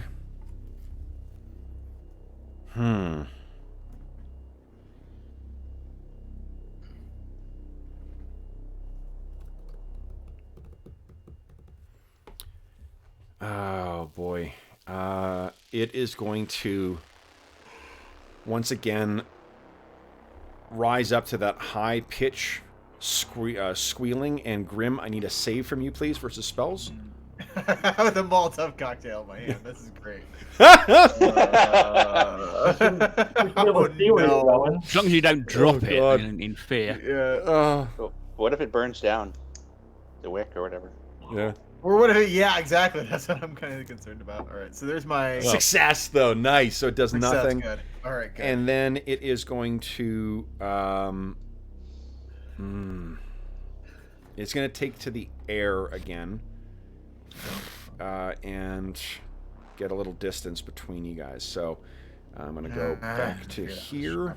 Unfortunately, it's glowing now, so it cannot really get hidden. And it is 30 feet up. All right. So you've gone running. You're running up there, Tom. This thing kind of arcs off in the other direction. Its massive form. Now that you can see this thing fully lit, it's like some kind of. It's a combination of like a manta ray in motion and a like a completely unfurled sheet being carried in a strong wind. It's got a very kind of moving. It moves through the sky in this weird undulating motion. And the light spell is casting these bizarre reflections off of the ceiling where you can see lots of stalactites coming down. All right, so that was... Let's do one more round and then we'll take our break, because then we're cycling through the dice 2 times for my turn tracker. So this is round 12, guys. Is this a favored round? Let's have everyone... let's see here. Figure out what you're going to do, and then John... Beat my 5. Tied. Nice, excellent. -1. Okay, so I'm on a 10. Actually, I'm going to be moving, so I'm on a 5. Lex, don't forget to count down your paralysis. I haven't missed anything yet, though. Yeah, we just. I got a attack last round, so I didn't miss anything. Did you? Oh, okay. Yeah, I took a shot at with the arrow, did 7 points of damage, and then moved. Okay. It's been 2 rounds since then. Yeah, I think you missed 1 round of counting it down. Lex. Oh, did I? I think so. Look at that. Yeah, because it used, on the last initiative pass, it used fear, and you didn't roll last time. That's right. Looks like, yeah, so. Okay, so then, let's see here. First up is Grim and this thing simultaneously. Oh, no. If it's just moving, that's good. What are you trying to do, Grim? I'm just moving. Yeah. Why? Just throw the damn thing. Okay. I have to get really close to throw it. No, you have to get really close to Chloe without a penalty. Well, it's 30 feet in the air, so... Yeah, but I also have eye damage, so that's gonna hurt my... So this thing kind of like makes a circle of the cave here. It's trying to escape the light and doesn't quite understand that it's got light on it. Dumb. So that's what this thing is just doing. It's really just doing a spinning around in here, trying to escape the light, and it can't do it. Okay, then it is Grim. You're moving at the same time. What are you doing? I'm trying to. My interface is having issues. There we go. All right. I, for one, blame the DM. No, maybe I'm gonna go a little bit closer. Why not? It's in the air. Okay. Why not? Wow. What's your AC? 10? It's in the air, right? Though 10. I thought like Yeah. I thought it was 10 feet in the air. So this is a really the damage of its bite is really clever, because you take a dice and then you add the target's armor class to it. So the more armor you got, the less damage you take from it. Oh Jesus. Yeah. Oh, wait, okay. So hold on. I thought it was in the air. It is Well, in the it air. is, but it it's also 40 feet every up. round it can swoop in at like 80 feet or something like that. Like it Yeah. travels It's really super fast. quick. And what did we learn earlier when Velcro was by himself and he told everybody, if you're by yourself, it comes after you. So don't stand. Well, I don't think it's gonna make a difference whether I stand there or down there. So it's Okay, so Grim goes running out. Molotov cocktail in hand. I'll tell you, if it does if it eats Grim, I'm gonna let the Molotov cocktail go off. I know. So, Grim the suicide bomber, take me. Was this your plan? This is a terrific No, plan. not really. But You I mean, Oh I my was god! hoping he'd eat that dwarf or How something. many I thought Molotov he'd cocktails eat do you have something. on you? Just 2. I have 2 left. This one and then one more. Okay, because all of them will go off and it envelops you. It's a hell of a way for a yeah. character to go out. Oh my god. I might be. Yeah. Jesus. What's Mo doing? I'm gonna queue up Blaze Yeah, of Mo, Glory what are you doing, for Mo? Bon Jovi. Mo, what's Tom doing? He's going to run up, which is a double move next to Falcaril, Yeah. pulling out. Hang on, I need to get the sword in one hand, and he's fumbling for a potion in his belt. Okay. So then next round, yeah, you won't be able to take that all those. If you had to double move to get up there. No. Yeah. So you ran. Yeah, the idea is he's going to try and like heal. You're still in place, though. Falcon. Still in a good spot. Yeah, that's good. Okay. Incredible. All right. So then, guys, next round is going to be round 13. Let's take our mid-session break right now, and then we'll come back and see whether. Oh, if Grim gives this thing heartburn. How much damage? Remind me again. How much damage does the Molotov cocktail do? Isn't it like 2d6? We're trying to. Yeah. Did we just decide it goes with the Greek fire rules? Because No, you had a different book, I think. And yeah, it was in combat and tactics. Yeah, but things catch on fire, so. Yeah, because I was trying to look all over the Golden Glory and I couldn't find it. Oh no, sorry, it's not in there. We used that one. Let's see here. We should have rested before we came here. I might have second level spells to do something with. Now, you know, it's funny. I wasn't planning to be a suicide bomber, but now I'm kind of looking forward to it. His newfound religious fervor to the god Div is. So defender gets a saving throw versus death to see if the cocktail went off or not. I'm not gonna if it does actually bite you. I'm not making a save for that. 1d8 points of damage, and then it makes a save versus paralyzation or catch fire. Again, it completely envelops you, so there's no way it's not going to catch fire. Takes 1d4 points of damage the following round, and then they keep making saves, but each save they fail, they get another d4 stacked on top of that. Then it becomes 2d4, 3d4. So this alone could kill it. Oh yeah, this could for sure. Yeah. And I mean, I'll let the if you're being consumed in that thing and burned, your other one's gonna go off. What I'll do is I'll make you make a save for it, actually an item save, and then we'll see if that goes off. If it doesn't, I mean. I don't know the rules for item saves. What a way. Item saves. Well, I've got it on the back of my DM screen. But let's take our break now, and then we will we'll come back and we'll see what happens next. So for those listening, I'll check on my chat when I get back too. We'll be back momentarily, folks.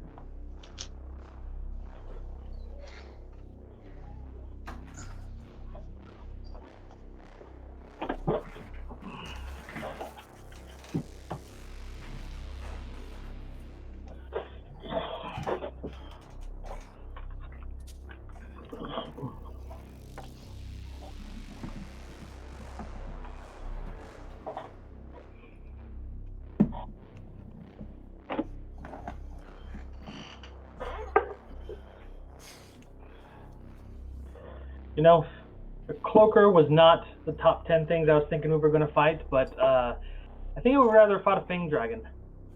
At least I could run away from one of those.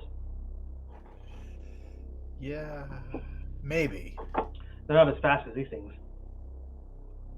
I'm not even sure what a fang dragon is. You know that? It's a dragon with a lot of spiny, pokey things and pain and anguish. Well, they can fly too, right? Yeah. But they're not as fast. Huh?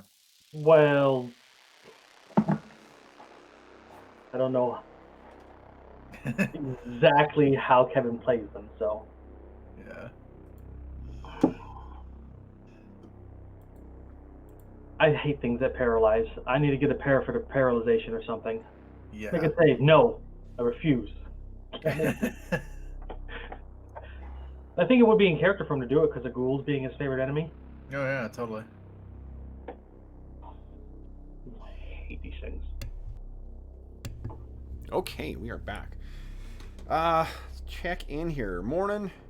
Jason, what's shaking? Hope you enjoyed the map as well, too. The Heronshire area. Jason emailed me last night about that. Morning, Brian.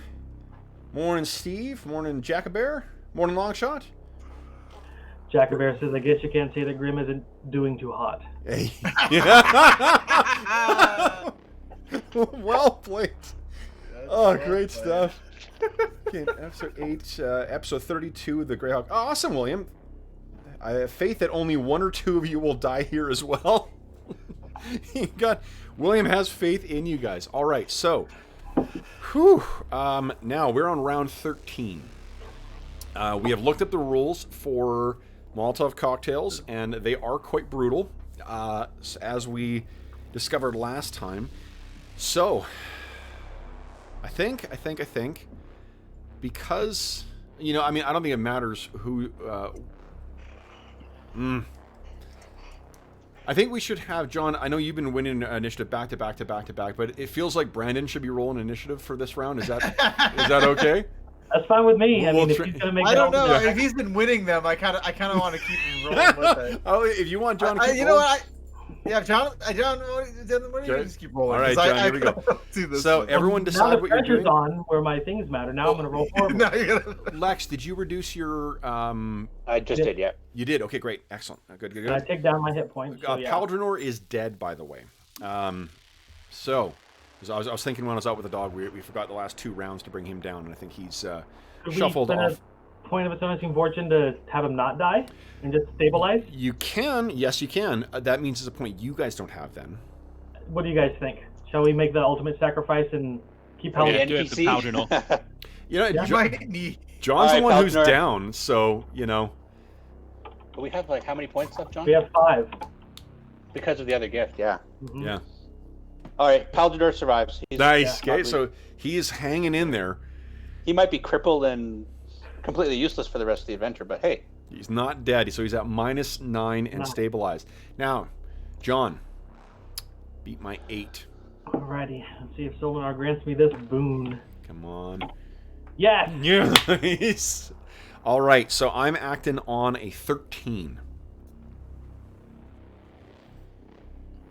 He's 10 feet up, right? 30. For me. 3 feet. 20? 20? 30. 30. 3-0. Brandon, can you see the things on the markers on Oh, it? okay, that Yeah. number with the 3 with the Yeah, red, that's where I've got it for its that's how elevation. that's how high he is.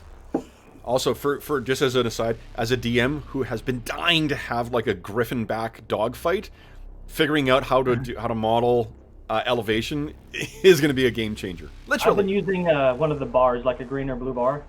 that's a good idea too. Yeah. And That's probably easier to change than the. yeah, because you get a plus instead of having to go each little thing. Yeah. Smart. Yeah. Okay, no, that's actually better than this. I can do that on this guy. Hold on. You gotta- fuck it, I've done it this way so far. We'll change it for next time. That's a great idea, though. For the next I flying actually creature had that a- attacks us. I had aerial combat in my undead game where I used that. I had like 5 things in the air. That's amazing. Okay, so Tom, you were up first. What are you doing, Tom? I'm going kneeling down next to Remember, Valkyrie. administering a potion is a action of 4. Cool. Yeah. Yeah, So you're acting on an 8. so I'm acting on an 8 then. Yeah, that's okay. I mean, 8 at the same time as Grim, and before this thing. So Yeah. you're administering a potion. Okay, where's my house rules? You're gonna sip it, right? Yeah, well, that's what we agreed for getting people up, right? All right. Okay. Yeah. A sip first, and then Yeah, see if we sip need first to, just to get someone stabilized. So, what's your Constitution, Falcro? 15, I think. 15? Yes, Okay. 1-5. 1-5, awesome. So +1, so it's +6. You're at Combat. -3, so it's +4, +5 because it's healing magic. During combat? So +5 in total. 1d6, 1d20 +5. Here we go. Oh! Let's see what it is. So you are grievously wounded. You die and roll a d6. Oh, and a 1. Oh, okay, this is the brain damage one. You're permanently addled from brain trauma. Minus 10% on earned XP. And you're grievously wounded. You die unless healed within 1 turn, so within 10 minutes. What if we spend a point to bump that up? If you spent a point of astonishing fortune, you die unless healed to 1 hit point in 1 day. So you're still at 0, but you need to be healed up to 1. And your heart and lungs are damaged. You must rest for 2 turns, 20 minutes for every hour. Wilderness movement reduced to 1/3. So. No, I think I want to re-roll that whole thing. Yep, Yeah, that sounds re-roll good. Come on. God. Oh no! Oh my god! No. So I Mo, guess you were totally right. We should save that astonishing fortune because John's going to burn through it all. Holy shit! So this is that's the exact same result as before. I'm gonna have to bump it up then and look on healing. Okay. So this is your heart and lungs, which, you know what, if you were, since you were engulfed in this thing, it makes sense that, ribs and shit would have been breaking and cracking and kind of pushing in on you. Okay. So, and you need to pour the rest of the potion in to get him to 1. They'll do that. Okay, can I do that this turn? Or I'll let you do that next? all the same turn, yeah. Yeah, so, So, that's a D4, isn't it? no, it just means it restores him to 1. All right, okay. Yeah, when you're below 0, you're stuck in, what do you call it, mortal wounds territory. So he's looking pretty fucked up. Grim, what are you doing? Okay, so ruling question. Normally with burning oil, it's attack against a specific spot, and it's AC 10. If they're flying, is that just going to be the case? But if it misses, it's no splash damage, or how do you want to? Yeah, it won't do splash damage. It'll come down and we'll randomly determine where it goes. Okay, I'll chuck at it. Because that sounds hilarious. So. Well, okay, so what I'll do, it was 30 feet, so I would like to hold the action until it gets within 10 feet. And Sure. then chuck it. Yeah. Okay, because it is coming in towards you. So go ahead and make your attack. Okay. It'd be a great time for a nat 20. Normal. Yeah, nat 20 would be pretty sweet right about Well, now. if it's AC 10, it's gonna hit. It's AC 10 is hitting a square. You're not hitting a square. You're trying to target out of the air. You got to hit its AC. Trying to hit a moving creature. Yeah. It's coming. Well, okay. Either way, I'll do it anyway. Yeah. No. Yeah. What's your other option? Yeah, Human exactly. Torch. 16's pretty high. 16 pretty good. hits an AC of 4, because your THAC0 is a 20. Do you have any dex Do you bonus? have any dex bonuses? I do not. So, should we spend an astonishing fortune to re-roll that one? There's no way. Oh. It's high. I don't. Let me take a look at my list of combat modifiers. I'm gonna see something. If it's charging, it's basically charging me, right? Like it's. -2 to its AC. Ooh. Yeah. It's not charging because it's got more than enough move to get in on you. What I'll say is because you're just trying to target its form and not penetrate its armor, I would apply either lose its dex modifier or -2 to its AC, and with that application, it's a hit. Yeah, there's more So- of a touch AC than a. However, an because actual- it's not engulfing you yet, Okay. So it- what's the damage on that? damage is again? 1d8. Of course, if it's on fire and engulfs you. You're in. Yeah, it doesn't make Well, but then it might explode my other one. And then Yeah, that's it also the- it does get a save now against to avoid getting engulfed, or avoid catching fire because it has full mobility right now. It's only when it's Sure. when it's stuck stationary that it doesn't really get a save. So give us a 1d8 roll there, Brandon. Let's see how much damage. It's gonna stop. Ow, drop, and come roll. on! Well, it gets a save, so Yeah. see what happens. Dan. Let's go catch fire. I mean, the burning Let's see is here. going to be where it really hits. Come on, catch fire.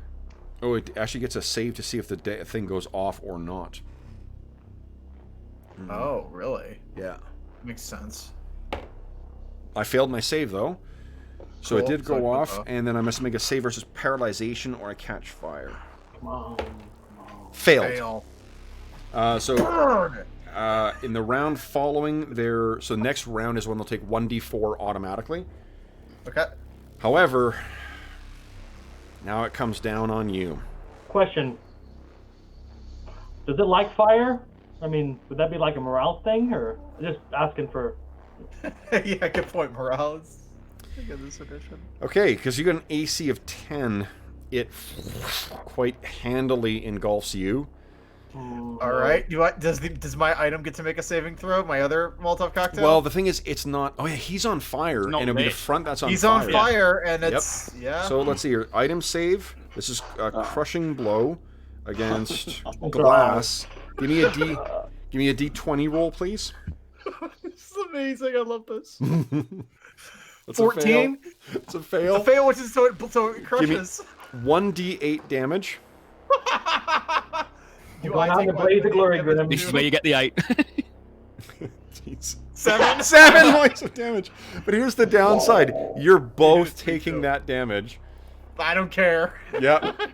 I won't, because so there's that, and then you Negative also. 5. Good lord. So you're at -5, but it did hit you as well too. Grim, give me a D6 roll. Okay, D6 roll. Roll Yeah. low. 2. You take 12 points of damage from the bite. I'm Wow. dead. You can spend a point of astonishing fortune Yeah. to I stabilize that don't. I moment. don't think it's. I think it's a waste at this point. I think No, this we is- have 2. If you don't die, then you might... It's your We have No. one left. But no, but it was 5 for the fire and 12 for the bite. I'm already at -10. I'm already past that. right, but if you spend a point of astonishing fortune not to re-roll, you don't die. Full stop. We'll figure out in fiction what happened, but you just don't die. You still have. Okay, fine. All right. I mean, -9. That leaves you 1 point of astonishing fortune for the mortal wounds chart. You don't have to. If you want your character to go out in a blaze of glory like this, that's your choice. I've gained too many experience points to go out and blaze the glory. Like this. Awesome. I'm gonna Yeah. throw. Love it. I'm gonna spend 1 experience. This is going to be worth survive some pretty Yeah. sweet XP. So, okay. So You're yeah, going to have some so impressive scars. Brandon, Yeah. we'll let you describe. Oh, and I failed to save, so it's taking 2d4 of burning damage next round. Okay. Do I need to make a saving throw to see if I'm on fire?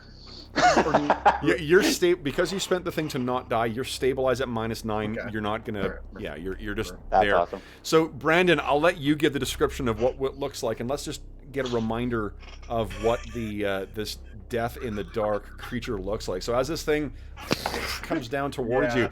you, all the rest of the guys are screaming at you like, "Get back, you fool!"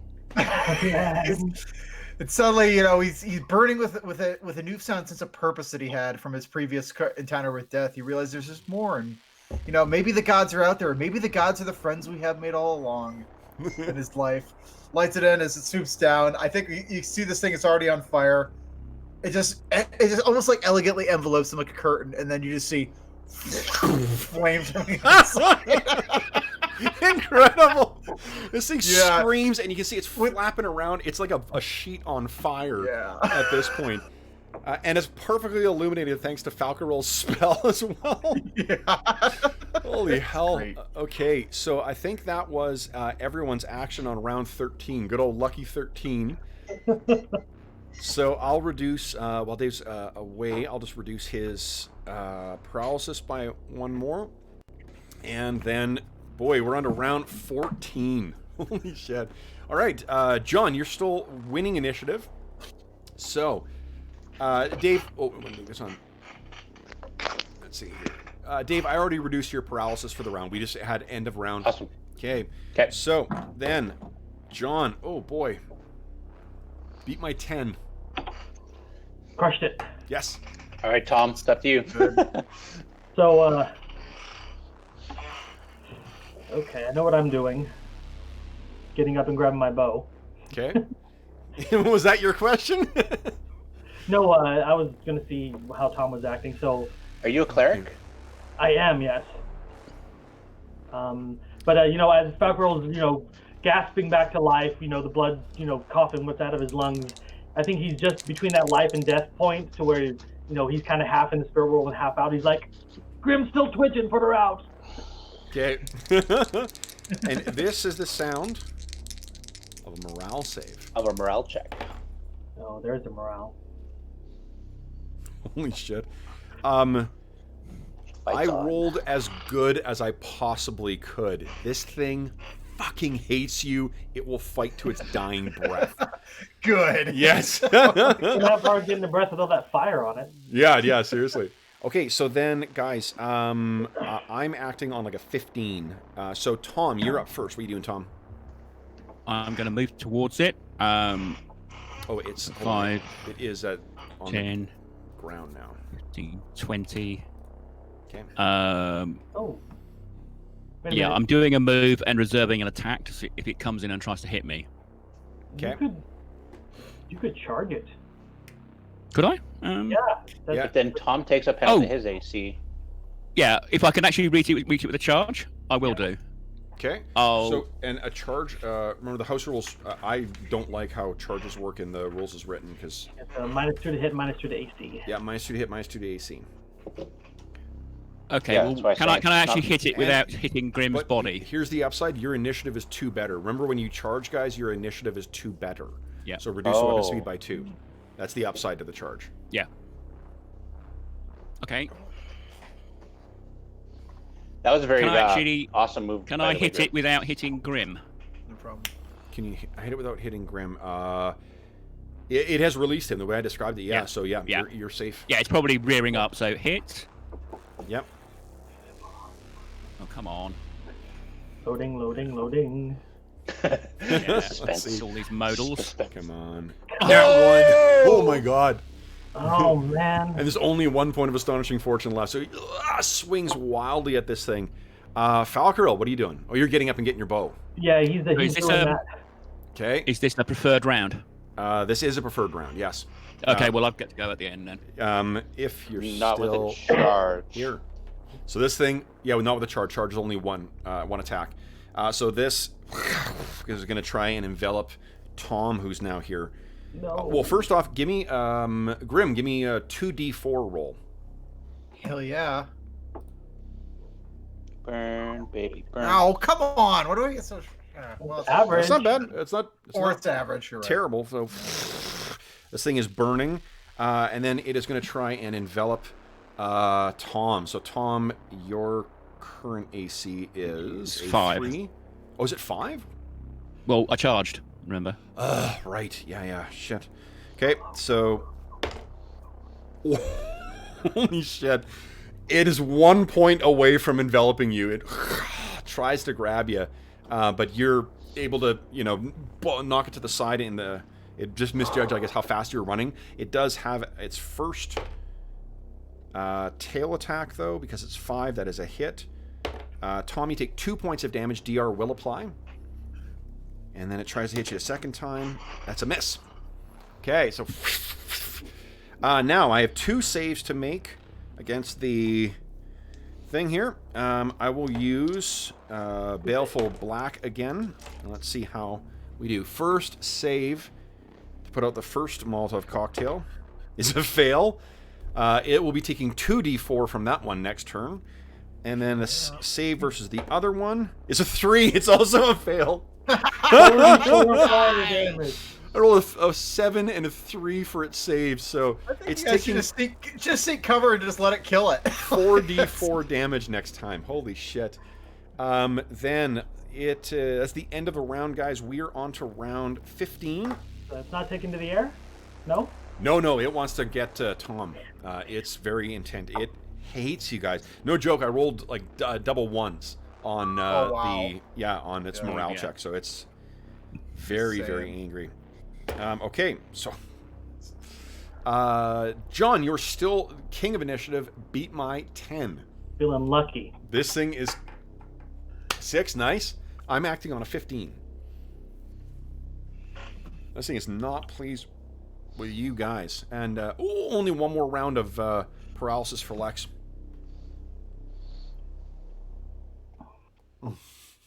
Cut it down, Tom. Mm-hmm. Cut it down. Tom, you're up first. What are you doing? I'm going to hit it with extreme prejudice. Hit it with pointy thing. Good. A sound strategy always.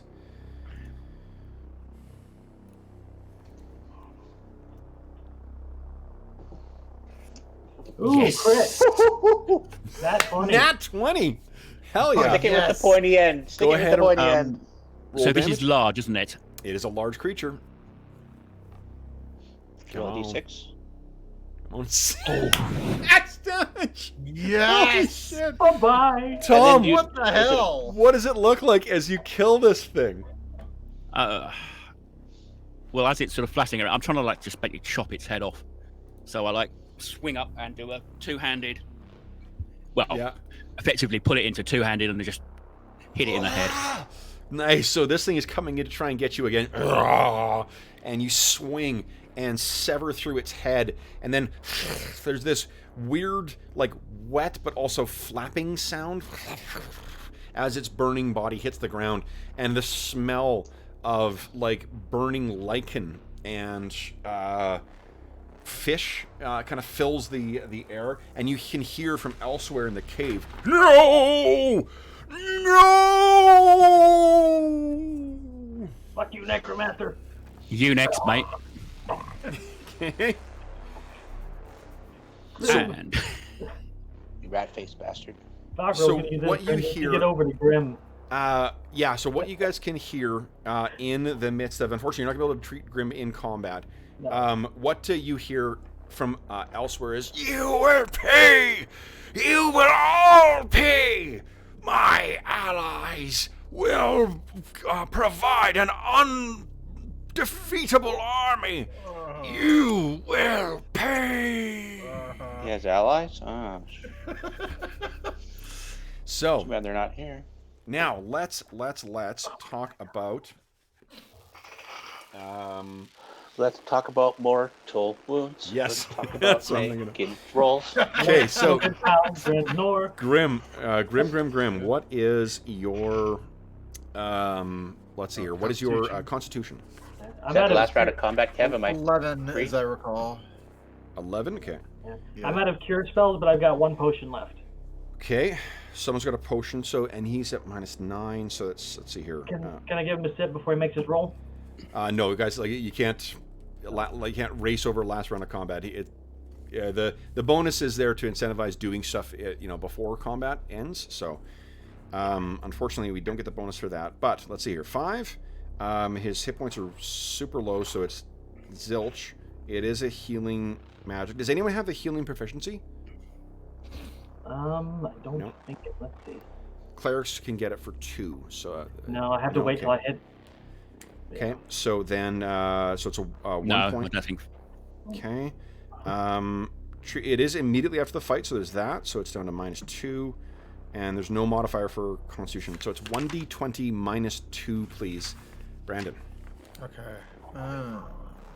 You do have 1 point of Astonishing Fortune left. So let's see here. Come on. Give us a 20. -2. In the same boat as me. So, yeah, your Grievous gives a 1d6 roll as well. Let's see where you're at for the permanent wounds. A 4. Okay. Oh man, you were grievously wounded. You die unless healed to 1 hit point within 1 turn, but there's a second half of the potion. Someone had a potion that you had for you, so that wouldn't be a problem. But one of your legs is severed or crushed. Let's see here. Crutch or peg required, and movement is reduced to half. You know what? What do we bump that so up? the bump up is critically wounded. You need to be healed within a day, and the permanent wound is one of your knees is damaged. Carrying capacity is halved, and you can't force march. Stupid one. That's fine. I'll take that one. Yeah. Take that one. Okay. Yeah. So you're at 1 hit point right now. Okay. All right. So guys, You're all out of luck. And Now- that means I'm no longer frozen. I wake up and I'm like, oh, I that means you're survived. you're so you free yourself in time to see this thing dead. Someone needs to make a roll as well for Algernon. Yeah, Paldronor. Let's see here. Do you guys have healing? Does anyone have healing left? I have a potion left. Yeah, I used my last Okay, potion. yeah. Go get. You have a potion left? Okay. Yeah. So go ahead and give us a D. Let's see here. Hold on. It's going to be +1, -3. So it's +3, -2, and so -2. 1d20 -2. 15 -2 is 13. 13. So he's critically wounded. He dies with an A. Give me a D6 roll too, please. Ooh. Heart and lungs damaged. Instead, you could spend oh, you don't have any astonishing fortune left. Yeah, so your whole potion's going to need to be used, and his ribs have been crushed as well too. So he's going to be a bit of a walking wounded, but he is at 1 hit point now. So the long-term effect of that crushed ribs thing is what again? So you need to rest 10 minutes for every 60 minutes that you spend moving, and wilderness movement is reduced to 2/3. Well, that's I mean, you have dwarves in the party, so like, you know, your overland. It's not your in combat movement. It's only your overland movement. You just get tired tired early. Okay, then guys, once you guys have all, you know, sort of collected yourselves and brought everyone back together, you've fed potions, you've confirmed that this thing is indeed dead. You one thing, I guess, it's more of an absence of something that you notice, and that's the fact that you hear nothing further from Kessel after that last taunt. He's freaking hiding. Dead A man. little further. So, what do you guys want to do? We're out of combat right now. You guys can feel free to move around. This looks like a good place to rest. Well, there's going to be other scavengers and I think we need to fiends find in Kessel. the corpse might detract. well. Tom's going to think about taking a trophy so we can take it back. Okay. Yeah, We're Lex trying to wants make a really good whip. Lex wants to investigate this creature. He's never seen one with this before. No, this is something I'm not sure you've ever heard of something like this before. So, It's disgusting. Yeah, it looks very much like, you know, the illustration is pretty much bang on for what this thing looks like. It's got a sick, that tail, it fortunately doesn't have any kind of like stinger or barb on the end. It just grows down into this vicious kind of bony point. And then its mouth is just terrifying and full of gore at this point too. Even dead, there's still the remnants of what was done to Falcarel, to Paldronor, to Grim, you know. And also scorched like hell because that fire would have gone off on it. yep. Yeah. And I think that the body mostly would be burning away because of the oil too. Because he cut it failed open. to save, so it was still burning each round, right? Yeah, Falco gonna- turns over to Grim and says, "You are by far the bravest and craziest wizard I have ever met." That was Smiles slightly and just says, "It's not craziness when you have a purpose." I found mine. Okay. Hey, Paldronor, you missed it. Grim went charging in with a Molotov cocktail, and like they both like caught on fire. It was like a fireball. It was crazy. He looks over That's at money. Grim, and Grim is covered in soot. Like burn. I'm glad it looks good from your angle. It looked from my angle was just blackness and burning. Strikes I me didn't get to see anything. as goblin tactics more so than human tactics. But It wasn't exactly a tactic. what we have a saying amongst our clan: whatever works, works. It worked. So, you suppose this is this thing's lair then? must be. Oi? Let's Lex see if cuts we... it. I think Kessel might be around here somewhere. These things. We've got names for them. These lurkers.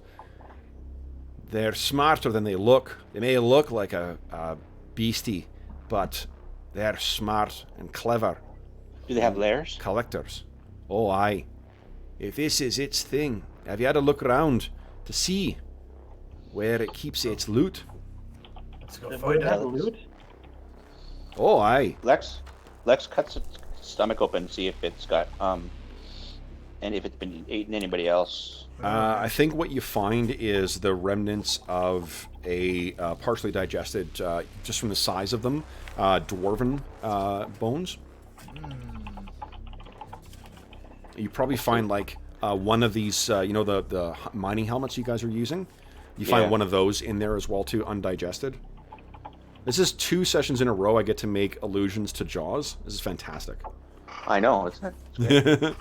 But Lex isn't doing that, like, find loot in the stomach thing. It's more for him, he's taken on this, when he finds a weird creature or something like that, to learn about how to, like, attack it in case he decides to take it on as a favorite enemy. He wants to, Oh, sure. study the anatomy a little bit.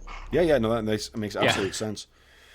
So, yeah, Tom suggested Paldrador. Could we get a mine cart with like an attached ballista or something next time we come down here? not a bad idea. Load. God, when we find these things, we generally tend to take them out. Though the size of this cave here, it must have been down here for quite some time. This thing's got to be centuries old. So would it have a nest where it might have got stuff it had retrieved from its previous victims? Oh, aye. If this thing's been down here as long as I think, judging from the size, it will have been stealing stuff from our people for years, or from those further down. Let's find that. Yeah. Well, everyone. Do maybe. we have any healing? Nope. I think I lose my last potion. This is like 3 sessions without a rest, so. Yeah, I've Well, Tom's going to very carefully scout the cavern, seeing as he's in the best health. Yeah, I'll go with Tom. Paldrador, do Yeah. they generally live alone, these creatures? Yes. Or do they nest with others? No, they're thankfully they generally spend their time alone, So or Lex in says- small groups. If this was with a pack, we'd have seen its kin. So Lex says, back when they were in the forest, often if you were hunting a bear and you killed the bear, you'd sleep in the bear's cave because other predators wouldn't come near it. So maybe we could do something like that. If we right. find this place's lair, other creatures aren't going to come to the lair of the lurker. We can safely rest there. That seems like a sound idea. What do the rest of you think? I think we should stay together. Yeah. Okay, Falgirl. Very well. Paldrador. I'll follow the group's lead. All right. So how do Okay, we want so to search we- this? Do like Slowly and carefully. Yeah, I think if we just go around the edges and see if we can map it all Sure. out. Okay. Sure. Thinking if it's flying, there might be a ledge further up where it's like nesting. If it's like a bird. Collect any weapons you might have dropped. Yeah. I'm just gonna move out so I can follow you guys. So I may be rolling up its loot if you guys find it. Lex has his bow out.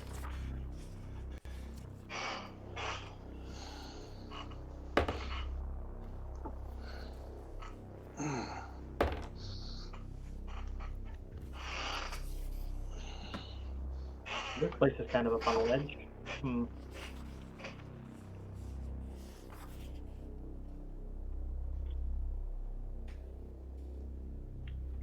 Well, maybe let's just follow this ledge round and see where it leads us.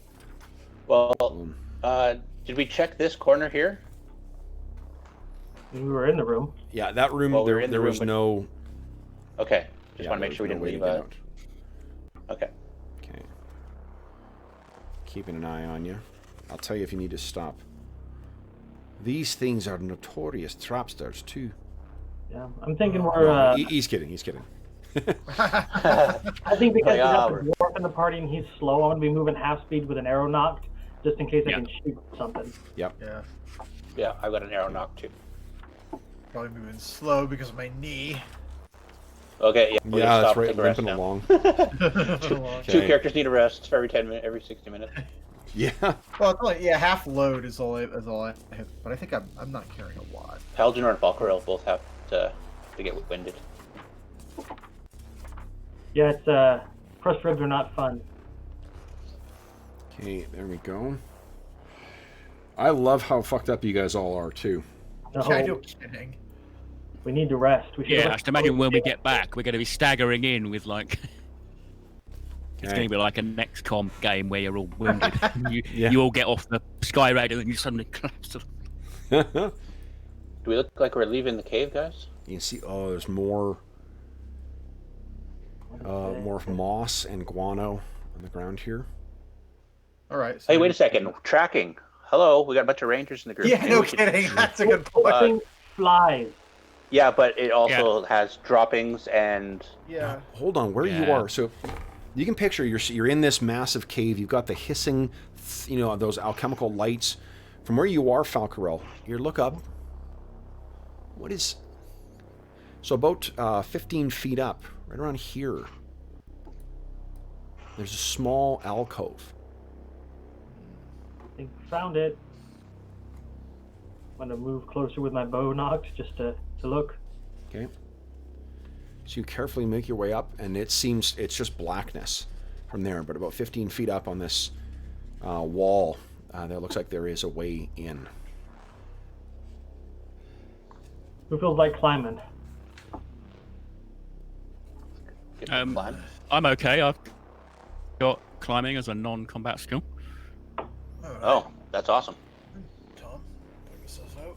Well, then I'm going to watch out over on the backside here. It's about 15 foot up. Yep. Okay, well I'll sort of sling my sword and maybe take my backpack off, but I'll take my sword up with me and I'll try and climb up.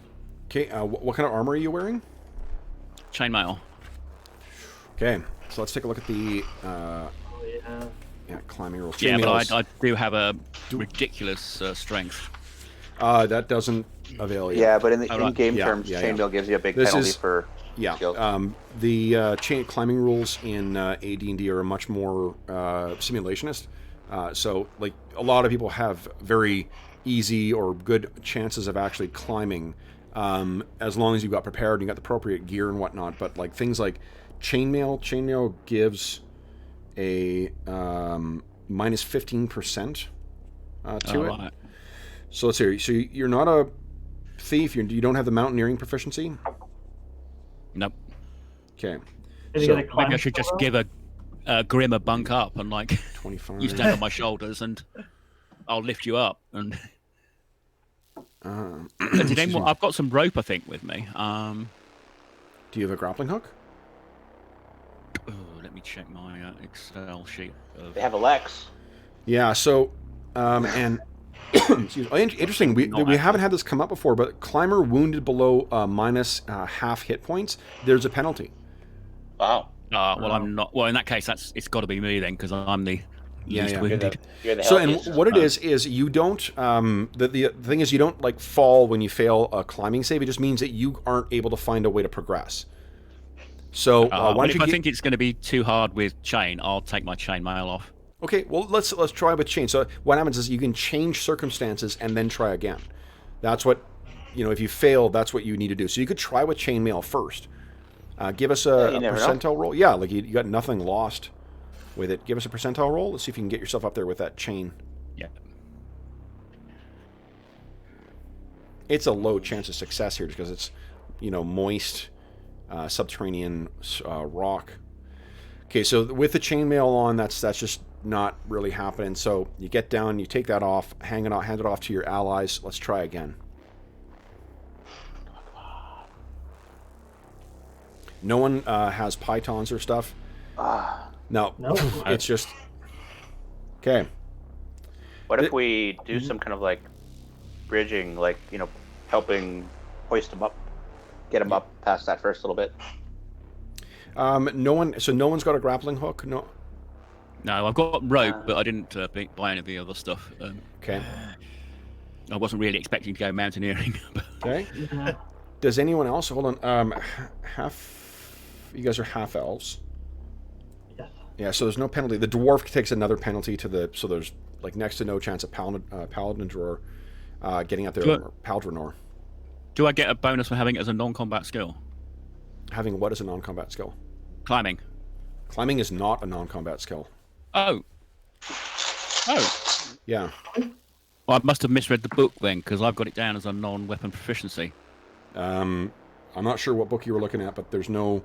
All right. Well, I'll have to maybe redo my proficiencies then. I'll read the Fire and Fury. Yeah, because there's no such thing as... No, there isn't. That's one of the ways that one thing that this differs from modern editions is things like swimming and climbing and whatnot. It's decoupled from level. So, like, you're fairly competent at it, or as competent as you're going to get at low level, and it's more gear and circumstance bonuses. It also means that, like, spells like Spider Climb are insanely useful. Now, does anyone else want to try and get up there? Tom's not going to be able to get up. The rest of you guys can try. You do get the penalty for, for being wounded, but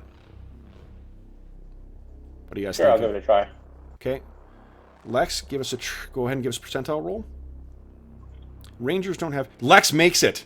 All right. So what do we see, Dave? What is penalty? it that he's able to do to get himself up there?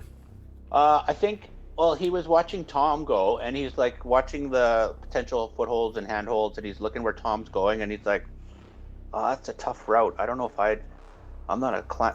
You know what? I'm going to try over here. So he just actually goes like a little farther over, and he tries a different path, and it just seems like in the dark he finds a few better handholds. Awesome. Okay. So, and you make your way up there even in spite of it. So as you clamber over the top, and Lex, do you have a headlamp on? Yes. Okay. You clamber up over, and the first thing that you see is the reflection of a lot of metal. Oh, there's great. a small, disgusting pile of coins in here. Probably a bunch of cursed items too.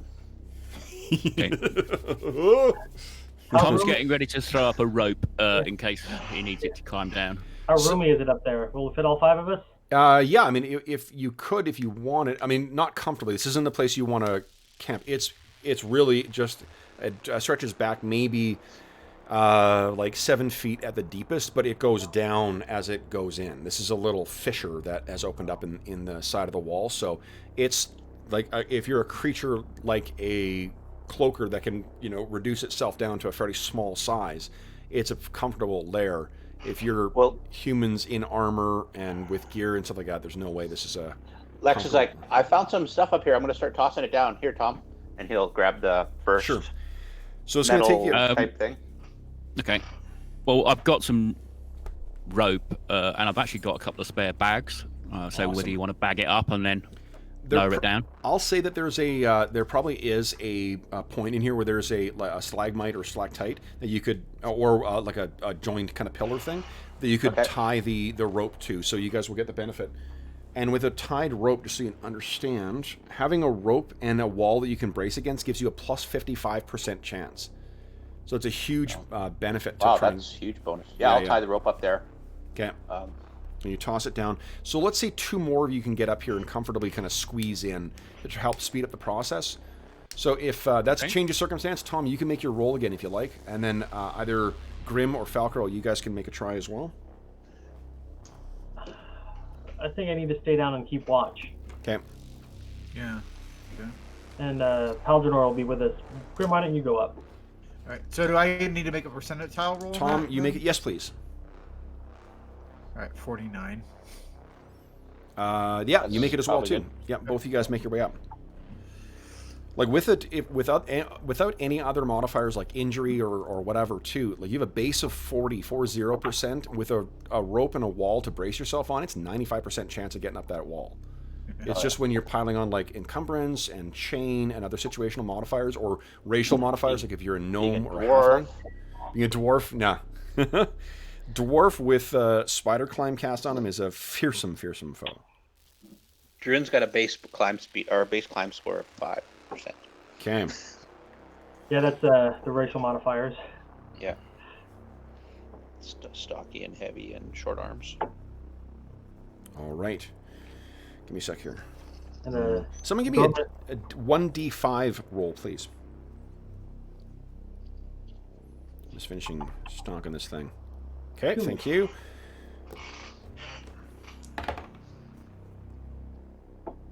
Like, so you're keeping track of the loot, or Give me a D3 roll, please. Yeah, we haven't got a party loot tab, actually. We do. Quite useful. Do you? Okay, 3. Okay, great. Party notes, we can put it in there, maybe, if someone's going to keep There's that up to date. there's a party right above party notes. I got it. Right above. Oh yeah, party loot. It's got a symbol on it. I'm updating it now. There you go. All right. So and yeah, I think a lot of those healing potions have been used. Yeah. Yeah, and distributed. Yes. Yeah. I think all those have been distributed. Yeah. Okay. I think the only ones left are the ones for the people that weren't here. And the vials of acid? Well, I think and those have been distributed, so you can go ahead and cross those off. All right. So looking through here, what you find is a lot of silver coins. And the coinage seems to be of something... these were not... these coins in here were not minted by dwarves. You're not sure what species minted these things, but they're, from the amount of tarnishing on them, you'd think it's been down here for quite some time. But if you were to guess, there is 2,000 silver coins that you're going to be able to bring out of here. So 2,000 SP? Yes. In addition, you find amongst them, does anyone have... No one has appraisal, do they? No. No? Okay. So you also find among them, too, a bunch of what look like valuable stones.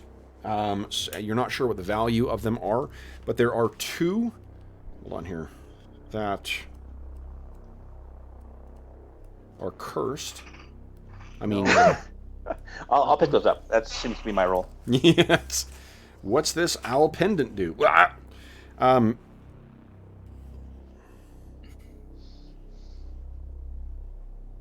There are 2 olive green stones in there too that seem to be of value. They're not set into any kind of jewelry or anything like that. They're just loose in here. They may have come loose from some other kind of thing. And then there are 3 dark gray stones with red flecks in them.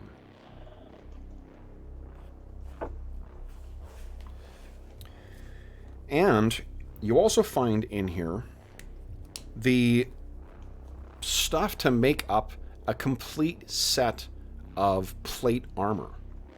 And it's covered in grime and grease and stuff like that, but once you sort of like clear shit away... Grim, go ahead and give us a cantrip check here. I'm assuming... Oh, yeah. Yeah, because I'll let you make use of that. Let me get that out and get it. Sorry. That's okay.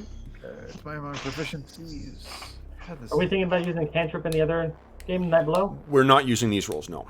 Because it fits for a game that's more fast-paced like this one. I like the having to identify between... Okay, so that was unsuccessful. Do you want to... Oh, you have no astonishing fortune left. Nope. Can I just try it again? Sure. Yeah, because you only got a certain amount of uses, right? And there's another thing that's handed down to you. 5, I think, but I'm not going to probably use them for anything else. So let's try again. Okay. There we go. Success. All right. Woo-hoo. So here's what you find is that suit of plate, like you can see there, like someone passes a helm down, then a greave and a vambrace and whatever. As soon as you sort of wipe some of the grease off of this, you realize just how, like, what fine quality this thing is. And when suspecting something, Grim, what do we see as you use your detect magic to determine whether this is enchanted or not? I think he just like taps his head, and then he kind of mutters something under his breath, and just kind of just pings, and it maybe makes a little bit of a vibration that maybe that only he can hear. Or maybe other people can hear too. Yeah. Yeah. I see. It's because he embellishes it with his little engineering background, where he's just like. Okay. So, yes, this thing is enchanted, as is a wooden, very very pale wooden staff with iron shod, or kind of like iron banding near the top of it. That thing is likewise enchanted. The staff is about 5 feet tall, or 5 feet long. It likewise has a faint aura to it as well. Apart from that, that is everything you guys find in here. There is you're not sure about what the particular enchantments are, but it appears that this suit of chainmail is enchanted, and that this wooden staff is likewise enchanted. Did you say plate mail? And it's plate mail, yep, and then a wooden staff, like a iron shod quarter staff, and then there's 2,000 silver pieces and those 5 precious gems. There's probably other stuff that's up there as well too that you've gone looking through to sort of clear out everything to make sure you've got everything. You're leaving the remains of its meals and things like that, the guano and whatever. I guess it wouldn't be shitting in its own lair, but the but it's otherwise a mess up here. So you seem to have cleared this stuff out. This probably takes about an hour just in total of clearing and moving this shit. You've been keeping a careful eye out with Paldronor, Falcro, and you hear nothing else. There's not another peep from Kessel, or the one that calls himself Kessel. So if he is still out there, he's either still out there and plotting, or he's gone. I'm worried that he's running away from us, escaping us at every turn. We're not in any condition to chase him. So what are you guys doing? Can we rest in this little alcove down here? You could, yeah. It's a relatively defensible place. We know creatures aren't going to come nearby because that's where the lurker stays. Paldronor has stuff that is like material or supplies that are in his backpack specifically for camping in the mine. So he's got like a little brazier to create the effect of like a coal-fired campfire kind of thing. They've adapted to this environment, to exploring in the subterranean area. So it's not going to be as, I imagine the half-elf rangers want to be outside underneath the stars, but you could make camp down here if you choose. Yeah. All right. Yeah, I brought some rations, so... Okay. So you guys sit down, and what sort of what's going through your mind as you spend the night down in this thing's lair?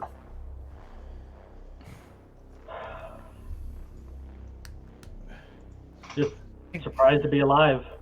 Yeah. You and me both. Yeah. Oh yeah. When I Tom's realized, pass around the wineskin. Yeah. When I realized, toast. out of character, when I realized how many were showing up today, I had to keep reading and rereading the stats, and I'm like, is this going to be an automatic TPK, or is this actually going to be an enjoyable encounter? You guys did a hell of a job with that thing. Jeez. I don't know about enjoyable, but like my heart rate's come down now, but still, like. Good Lord. So the upside is as you suspected, Lex, just like, lurking in a bear's lair, it appears that whatever was lurking out there, whatever, other things are down in these mines, it seems that they are steering clear of this thing's lair. Which among you do you think is the most kind of interested in examining this plate mail? Store would be, but he's not here. Yeah, well, I think as a fighter, it'd probably be me, actually. Okay. So you're looking over... I mean, obviously, I'll put my chain back on, just in case we do get ambushed. So, and then I will spend an hour or so just after we've had something to eat. Sure. Have a look at it, maybe try and clean it up a little more. So what you can see is that there is... what languages does Thomas speak right now? Or speak and read? Hang on. Common, and I think Tithir. I can't remember if Tithir has its own They language. speak it's Chandothian. That's Chandothian. Okay, yeah. Yeah, he speaks Common, Eluskan, Undercommon, and we had a couple of spare that we were going to fill in Duffin would make sense. If Yeah, you're that's the from one. that Like when you're area. exposed to certain languages, you can learn over the course of in-game play. You can also spend proficiencies on that, but you know. It's speaking of which, I think one of you guys has in the Night Below campaign remind me that someone was working on a language and they have successfully picked it up now because they've spent more than enough time. I know I was trying to pick up Dwarven in this one, so. Oh, maybe that's what I'm thinking of. Okay, so you guys, right, because you were making obnoxious use of the 5 dwarf words that you know. So we're underground. Yes, good, Falco. Good. That's the Well dwarven done. word for underground. You know what I don't like being, guys? Underground. Ugh. So what? I think, Thomas, you're looking at this thing, and you've been clearing it off with one of the few rags you've got that's still clean, and the design on this is just not something you're familiar with at all. It is definitely not a human hand that created this thing, but it is exquisite. Like when you get a chance to fully clean this stuff off, and you know, if whatever warrior might wear this whole, you know, kind of regalia or this suit of armor, they're gonna look like a general, like a king, perhaps even. Like it is a phenomenally well-crafted piece of equipment.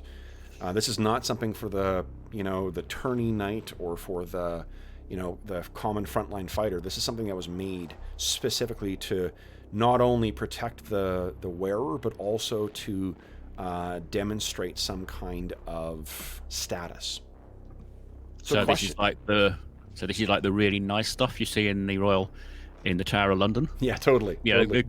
King Henry VIII. Yeah, this is the state of the art. Absolutely. Really nice stuff. Yeah, this is definitely it. Like it's functional. Don't get me wrong. It's not like it's an ornamental thing, but like this is the craftsmanship behind this is phenomenal. And it's curious as to what its origin might be as well. He's trying to work out how would this get here. Yeah. Yeah. But you know, Paldronor, if he says it out loud, like Paldronor says, these things lurk throughout. Like this is but one cavern of of a vast region that stretches underneath the earth. There's a whole world that none of you know. The dwarves only play it if we think of it as one of your oceans. This is playing it along the shore, is as far as the dwarves normally go.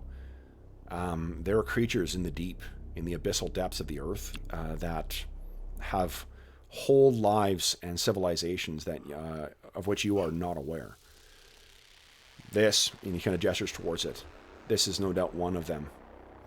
And you think of the earth as permanent, but it is, those who have the patience to look will know it can be as tempestuous and as mutable as the ocean itself. As caverns open, as they seal, these things, like the beast we fought, they just make their way, through from one to the other and adapt to their circumstances.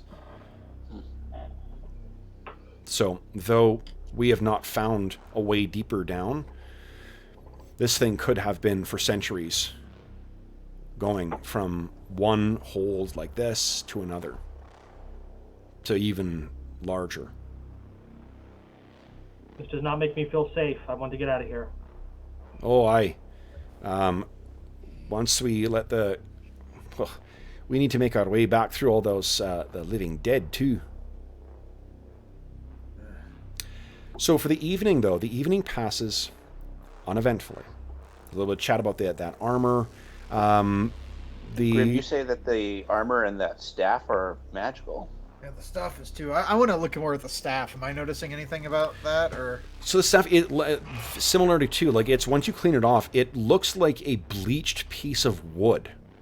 It's quite strong, and what looked like really crude kind of banding on it before, once you actually clean it off, you can see that it's likewise finely if functionally designed. definitely a different hand that crafted this thing than what crafted the armor. And if you're turning it over, Paldronor says in passing, "Oh, you'd almost think that a dwarf made that." Eh? I was thinking more like a wizard. But if you think so, I don't think he's... It's not only your kind that wield those things, eh? Possibly. Those Usually is, though. who are true to the gods. Saswar chuckles to himself. Would any of you mind if I hold on to this for the time being? I think you earned No. that. Alright, thank you. Usually they do tend to be magical. I'll look into what you say, friend. It could be very well more akin to the warrior types, but... Yeah. Valkyrie eyeballs his quarterstaff leaning against the wall. That's for walking and carrying my bird. I don't really need one to fight. Do you have any way of figuring out what the staff or the armor do, or... Not here. We would need to take it back. I was a level 1 wizard. All I can do is tell you that it's magical. And they both are. Yeah, I mean, the armor would need refitting. I think to actually be usable, we'd have to take it back and then adapt it to whoever. No, in game terms, that's not necessary, but... Well, it is. Yeah, like I do actually. I think it might be in yeah. AD&D. It's not in... Yeah, in first edition, they were sized by, like, 6-inch sizes, so... Yeah, and I do have. You can have stuff resized for within reason. You can't take a halfling armor and slap it on an ogre. But I mean, like, I for the most part, you should be able to resize. But this actually is for a humanoid size, like a human size thing. It'll be a little tight on humans, you would guess, but certainly fits the slender frame of Lex and Falcarol quite well. But it's definitely something you could just, with a little bit of work, you could definitely make it work for any human-sized creature. Or smaller. So, guys, the morning comes, so each of you heals 1 hit point. You restore your spells as well, too. So Just prep my first, second level spells now. Yeah, yes, you finally... Okay, so I'm I've got... fighting Necromancer. Should I do Sleep or Burning Hands? What? do you guys think? Sleep or Say it Burning again? Hands? Sleep or Burning Hands? If Oh, we're What, gonna was fight it, what did you living. say before that? Oh, I'm saying if we're gonna fight a Necromancer, maybe Sleep might Okay. be a little more useful than Burning Hands. Yeah, It might doesn't be a affect bit the too... undead. Yeah. Wow. If sleep doesn't work against undead, but Yeah, I'd imagine a necromancer is going to be a undead adjacent, so they're probably not as affected by that sort of thing. All right. but burning hands. you gotta Assuming get they in are close. actually not undead themselves. Yeah, but Sleeping But- Hands is actually really useful if it So- is something that we can use it on. But in a... Sleeping hands. This is a metagame thing, but in the context of the world, your character would know this too. Remember that sleep is sort of like the Jedi mind trick, where it only works on the week of will. So, like, if something is of sufficient power, it's just not going to be affected by sleep. that's true. If it's a high level Necromancer, it's just not going to work. Yeah, Yeah. that's right. All right, let's see how Burning Hands again then. So Okay. I am going to offer healing. I'm prepared. All my slots except for one is getting cure spells. Okay. So who wants healing? Oh. Tom's actually doing okay. He's at 18. Yeah. Okay, Yeah. Lex, I'm going to give you a cure moderate. What? What about you and? I have 5 healing spells. I'm going to dole Okay. them out. Well, sounds good. Thanks. You get 6 back. I'm going to spend Excellent. one on myself. Whoa! Is that a cure Solid. moderate? Yeah, I'm doing 2 cure moderates by burning my first 2 Awesome. level spells. And then I've got 3 cure lights. Okay. So I'm going to give 1 to Palindror, 1d8.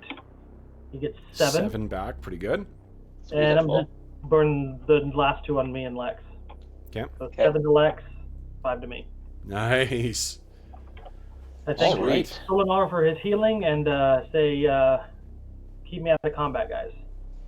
Okay. Just walks over and gives you an arm grasp and goes, "Thanks, brother. We shall prevail." Nice. Now, for Paldrinor, or Paldrinor, what he gained? How much back? 7. I got it on there. Okay. Oh, nice. He's at max again. All right. So, guys, Grim just needs another night's sleep. yeah. So you're only about. It'll take you about a day to get from here back to the mine. Describe for me how you guys are going about this. Are you trying to avoid combat? Are you gonna like judge just like is this something we can take and we'll fight them if necessary, or what? Are we still trying to get to the mine to get to the necromancer? That's the plan, right? At this point, we're carrying a lot of stuff, and we've kind of Yeah. like. You have what I can tell you is you've got no leads. Like if you guys have searched this, the rest of this, there's no sign of him in this cavern. Yeah, I'll assume I that think like you guys he's- get up and you guys spend time looking at the rest of this whole area here. There's no sign of him whatsoever. Okay, He- so then we need to head back, and we'll carry all this crap with us. Yeah. What do you say? We try to avoid any groups of zombies 6 or more. Yeah. Yeah.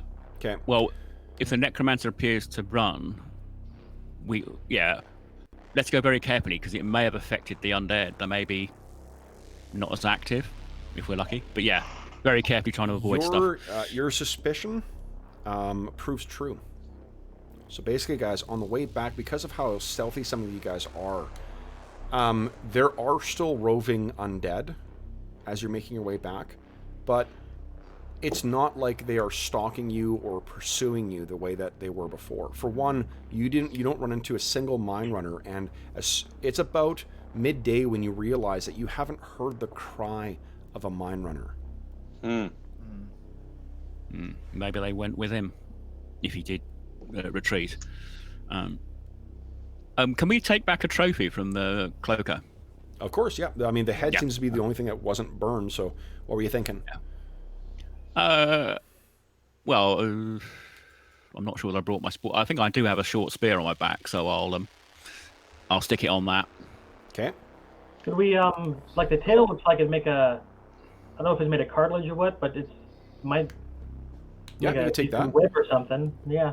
I mean, it wouldn't make an effective weapon because it's a Well, really not yet. big. So maybe later when you fashion. Like a whip? something. Yeah. Like a lurker whip tail? Mm-hmm. You can take the tail with it too, sure. How strapped for your encumbrance are you guys? Are you guys see, running Well, the who's razor's carrying the edge? plate mail? See, I'm.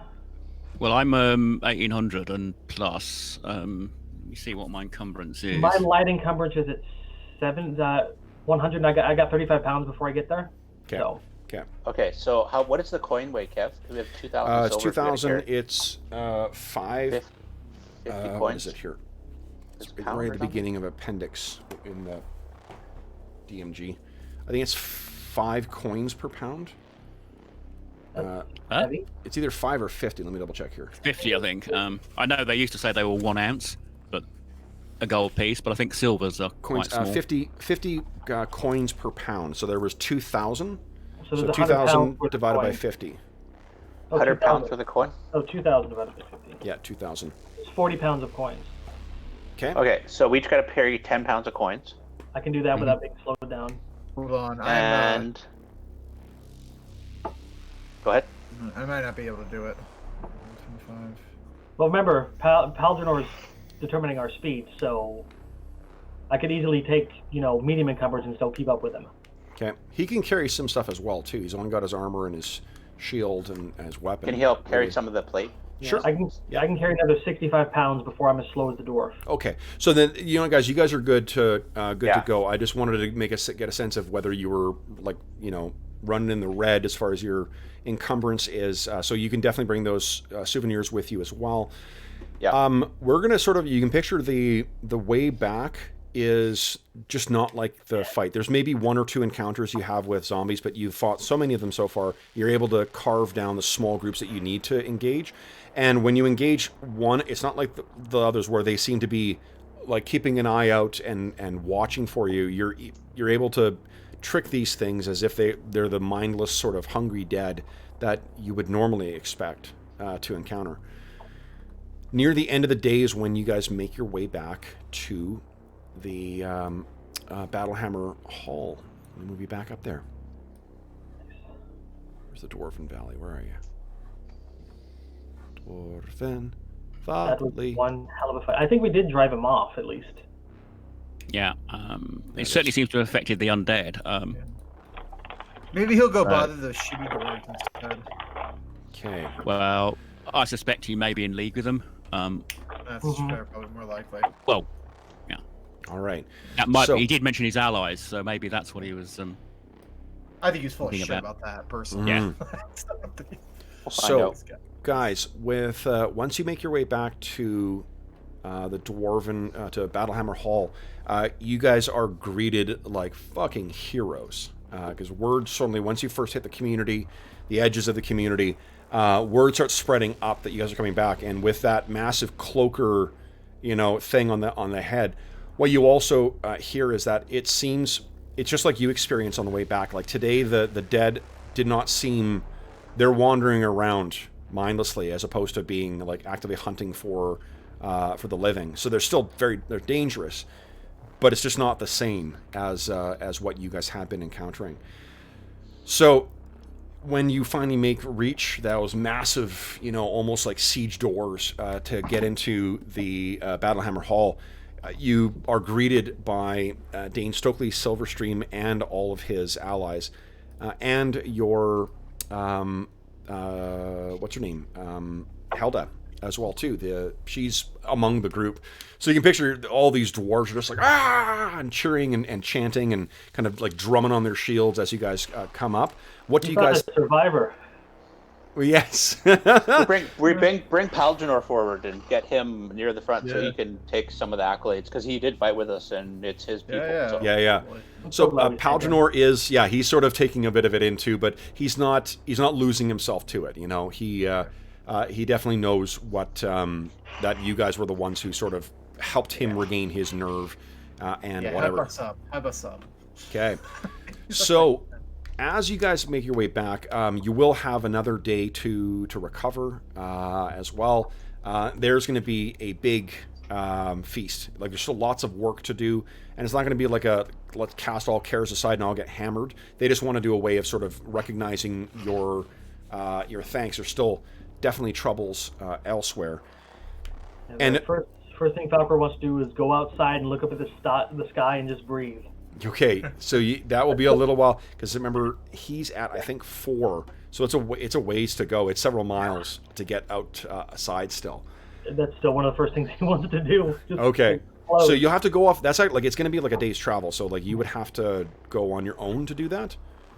I'm sure and Lex would want to I'm do the same thing. Yeah, if we have time, like I'm not gonna. Yeah, like there's still shit. Like disrupt we're the gonna ceremonies and. we're gonna end the session in a moment here. But you guys and it will pick up next or tomorrow. What the fuck am I talking about? Tomorrow we'll pick up with the like the meal after you guys get back. The sort of the greeting you guys get. But I will tell you that they do have sages here who will identify those items for you. Ooh, yeah. Well, let's get that done right now Get that before done. we end the session. 'cause Yeah. That's important, It's and a boss Just for- fight. You're getting your for continuity and experience. yes. Yeah, So- I'm assuming that maybe we got separated from the others, and they made their way back Yeah, that were yeah. some of the love it. way, and Okay, yeah, that probably happened off camera or something. Yeah. No, exactly. they booked her as soon as they heard that lurker. Yeah, scream. they said, Exactly. like, Could have we're been- gonna go over here. That first cry, the first fear cry. Maybe they were scrambling trying to catch up with it. Okay, so let's see here. The staff. We need to start like calling Grim Phoenix or something because Yeah. going down and getting Especially with back the up. fire. Yeah, Grim. That was From the ashes. amazing. Yeah. That's amazing. Although, really, with that final hit that Tom got on it, like that was almost kind of unnecessary. That was just crazy. Well, It yeah. was a crit and a crit damage. Yeah, I know That was pretty intense. Yeah. All right, so the staff. Oh, you know what? Hold on. We're gonna do one more interesting thing here. Where is it? Yay. Like interesting stuff. Yeah. I believe we And with it, survived. and the gemstones, we need to figure out what those are. They will Like a- easily. Yeah, the dwarves will certainly know those things. Okay. We give it to like a dwarven toddler, and the toddler just picks it up and tells us. So let's hear the staff. Brandon, give me a D100 roll, please. Yeah, this is where we find it. It has an intelligence and it starts taking you over Yeah. Yeah. secretly. And then late at it's all night, you you suddenly reach up and try and smash our heads in. Yeah. So the first I have thing, actually had to do that. My character got a sort of hobbit slaying and took him over. So he killed one of the party. So the staff, first off, is actually something they don't want to talk about it all that much. But the staff was crafted by the deep dwarves, the Dvergar. Ooh. So this thing is. Whew, give me another percentile roll, please. Where did they get wood? There is references on here to the dwarven things They have to those... restoring an heir.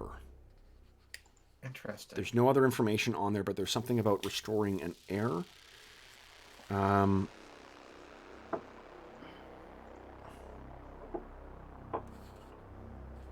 know in the Forgotten Realms, Jonathan, they have like these mushrooms that they make out of wood into wood in the Underdark. Yeah. Yeah, I can't figure out what they're called. What that's That called. statement was more in character. Yeah. This is interesting. So, by burying this, you will always know the depth below the surface that you are, and the direction to the nearest staircase, ramp, or other point leading up. So That's this not is bad. A delver's Except for staff. stay down here. Yeah. That's the minor item of this, and again, it was apparently it has something to do with reference to a Dvergar heir, and this is a staff of striking. This is equivalent to a +3 magic quarterstaff. Whoa. It causes 1d6 +3 damage on a hit, but this expends a charge. If 2 charges are expended, it does 1d6 +6. If 3 are expended, 1d6 +9. No more than 3 charges can be expended at a time. And let's see how many charges it has left.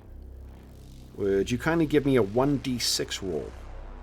Just think about that. 6. Can I astonishing fortune this? No. We don't have any left. You don't have any left, so. No! Oh. God! So this has 20 charges left. 2-0. Oh, okay, that's not bad. The best thing about it is you don't have to decide to spend the charge unless you hit it. You're like, whack. Yeah. Okay, so can you reread those damage expense +6 on So it's- one No, charge? hold on. 26 plus 3. When you per... hit with, if you've got it active, it causes 1d6 +3. This expends a charge. You have a choice of how many extra charges you want to expend. Mm. Yeah, but what I'll rule is that you can choose whether to expend a charge when you're attacking, and then once you hit, it will then discharge. So if you miss with it, it doesn't mean the charge is wasted. It just means it's going to stay until you hit. But it potentially means if you defeat all your allies or adversaries before it goes off, it is still going to remain charged. So for the next attack. crack the floor, crack. Oops. So it's like charging it is like turning it on, and it stays on until you smack something with it. Until you hit something, yeah. Yeah. But okay. you want to be careful. Like, you wouldn't want to walk around with it. That's like, having a cocked gun walking around. And so what are the extra charges? Can you repeat that? How much? It's what 20-0. And basically, it's for one charge, it does 1d6 +3 plus whatever strength modifiers and whatever. Yeah. It also... Yeah, so it's not a +3 weapon. It is the... What's that? The Oh, hold on. equivalent You know what I'm going to say? Here it is. It's a +3 weapon, so it does 1d6 +3 with Only the when it's strike. charged. You can also spend 1 charge to get +3, 2 charges to get +6, 3 charges to get +9. Okay. It's a pretty it's a high XP item as well too. So I think that's the way it's intended to be understood. So that is what that staff is. That Dvergar staff of striking. The other, the armor. Where is it? Is it here? This is the cursed armor of... No, I'm kidding. When I actually give you a cursed armor, this is going to be fantastic. Yeah, you're joking, right, Kev? Nope. Yeah, it turns you into a Durgar slowly. Exactly. We actually had that in an old Greyhawk campaign. So, Tom, you're the resident fighter here. Why don't you give me a percentile roll? Please. Mm-hmm. I mean, no, not 1,000. Rolling. Okay, 58. So what you can know is that this, and you may have guessed this, this was crafted by the Dark Elves, by the Drow. And this impressive bit of, what do you call it, of high status armor, it is, once you've cleaned it off, it has depictions where basically it seems to be adverse to like fungus or to fungal growths or mushrooms or something, some kind of underground things. And I don't think you know about this, but like there are a variety of different deities that the Drow worship. So this thing appears to have been adverse to one of those things. Give me another percentile roll, please, Tom. It's about minor effect. Okay.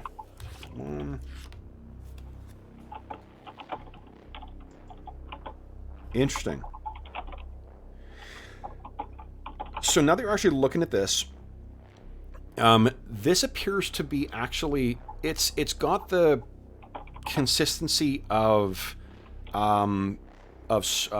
steel, and it's got like the it's almost completely, well, I mean, it's opaque, so you can't see through it. But once you actually get a polish on it, this appears to be made from some kind of very, very finely polished stone, and remarkably light stone. So this is actually only going to weigh 2/3 the weight of a normal set of plate mail. So it's quite light.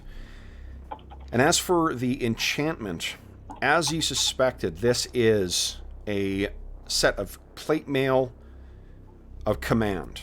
The wearer is treated as if he has a charisma of 18 for all encounter reactions, and friendly troops within 360 feet of the user have their morale increased by +2. Wow. Yeah. Otherwise, the armor functions as plate mail +1. So, and remember, plate mail grants you a DR of 2. Wow. So that is that. There's the Devergar staff, and then there's the, what do you call it? The other armor. Let's award some XP for today, guys. Let's do it. Because you guys worked for it. Oh, what about the gemstones? Oh yes, the gemstones. So 2 of them, the last Olive green. The 2 olive green ones, those were paradotes. I think it's that's right. They were worth 500 GP each. Whoa, we're rich. Yeah. The semi-precious stones were bloodstones, worth 50 GP each. So, let me total up. So your total loot from today, with the stones and the silver pieces, is... Sorry, what were the bloodstones? 50. 50. 50. So that's 250. We had 5, didn't we? Yeah, 13. No. 3 bloodstones, 2 paradots. Or paradots. So you have 1350. 1,350 GP in total is what you found today. And 200 gold worth of silver? 200 gold worth, but that's inclusive. 1350 is the total inclusive of the, 200 pieces of silver. 1350 GP. Yep. Okay. And defeated 5 hit die worth of creatures, is that right? Say again? The hit die. How many? Yes, 6 hit dice worth of creatures today for the fighters in the party. And let me... So still was the 2nd level range when I did that. So. Yeah, okay. So let's see here. 3rd level range? I'm going to be 3rd here in a second. Yeah, 3rd. 6 times. Maybe I'll get to 2nd. Well, with the magic items, I'm pretty sure you're going to get what you need. Yeah, those are where a big No chunk of- astonishing that fortune counts as that. And also, I did cast a spell. And you guys did complete a quest as well. Oh, Yeah, geez, the ones who weren't here should get the quest bonus. Okay, so what I'll do is I'll grant each of the people who weren't here, they'll get an extra 100 on this, but there's 4 of you. Holy shit, guys. Whew. Don't let this go to your head. It's going. It's going. I'll type it out, because I'm otherwise going to... And this doesn't include the gold stuff, right? This includes everything. Everything, okay. This includes absolutely everything. Does not include your 10% bonus if you have it. Does Or it, any- and I'm not or the any- warrior. Or any spell bonuses or No, Yeah. any spell bonuses, Yeah, any warrior warrior stuff, yeah. bonus, Yeah. nothing like that. This is just Does the this, XP does that this include the warrior hit die thing? Because I No, don't get nope. that. Everyone calculates those things individually. And remember to get your extra, you get, 100 XP for having cast the, what do you call it? Yeah. Burning Hands. Okay. Yep. And, All right. ready? Yep. All right, One. Let's do it. 2. Holy shit. Holy shit! Wow! That's divided by 4, or is that what we Nope. get individually? No, Each. that's each. Ding. Holy crap! And that's not even the 10% and the 100. I don't get the 10%, but Yeah. that, My hit a dice lot. bonus looks piddly now. So, So that's got to be how much do you split get as between a your third level for a hit dice? Is it 90? third level. What do you mean? It's Oh, for the hit dice, Yeah. 6 hit dice. I think it's 30 30 Uh, times per hit the dice. You six get hit dice. 180 180. Yeah. as a fighter. Okay. Okay, Yeah. divide that So by you got to divide that 2. amongst your 2. Yeah. Those of you who are multi-class, make sure you split that. Did anyone ding? I only needed I like definitely dinged. I only needed 68 to ding the Ranger 3, so Yeah. Okay. I am 5775. Well, I was 6984, so I'm now well over 12 before even calculating. So, yeah, that's 4th level. Okay. So Mo, give us a 2d10 roll. Let's see how many hit points you get. I like doubled my hit points or doubled my experience. then 4437 plus 3387. Yeah, this is where I get I am 180 away from Cleric 4. I over Nice. tripled my experience points. Okay, Magic so that's items, 6 man. Magic extra. items. Yeah, I know. It's Okay. I think I dinged again.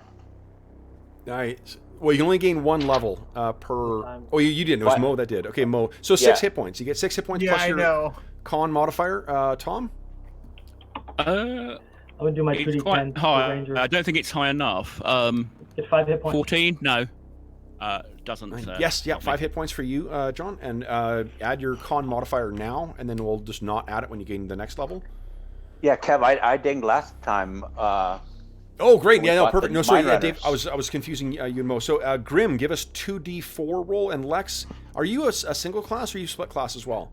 I'm a single class ranger. That's why I keep dinging. Nice. So go ahead and give us 2d10 from you and 2d4 from Brandon. Brandon, you will also learn. Are you specialist? No, I'm just a generalist. Generalist. Okay. So Kevin, I added my con nice. bonus. You know what I'll when say I is hit- you can still select a first level spell and add it to your spell book, and then we'll randomly select what the next one you're gonna potentially get is, because you'll get 2. I'll give you 2 spells this level. Kevin, I added my con bonus when I hit Cleric 3, so until my next class hits 4, I'm not going to get a con Okay, bonus. yep, that's fine. That's cool. So then let's see here. So Grim, yeah, 4 hit points, pretty good. You're at 7 hit points now. Jesus, you're a tank. 7, yeah. No kidding. Lex All gets right, 8 more hit 7. points, pretty good. Plus, That's 7. Lex has an 18 con, Yep.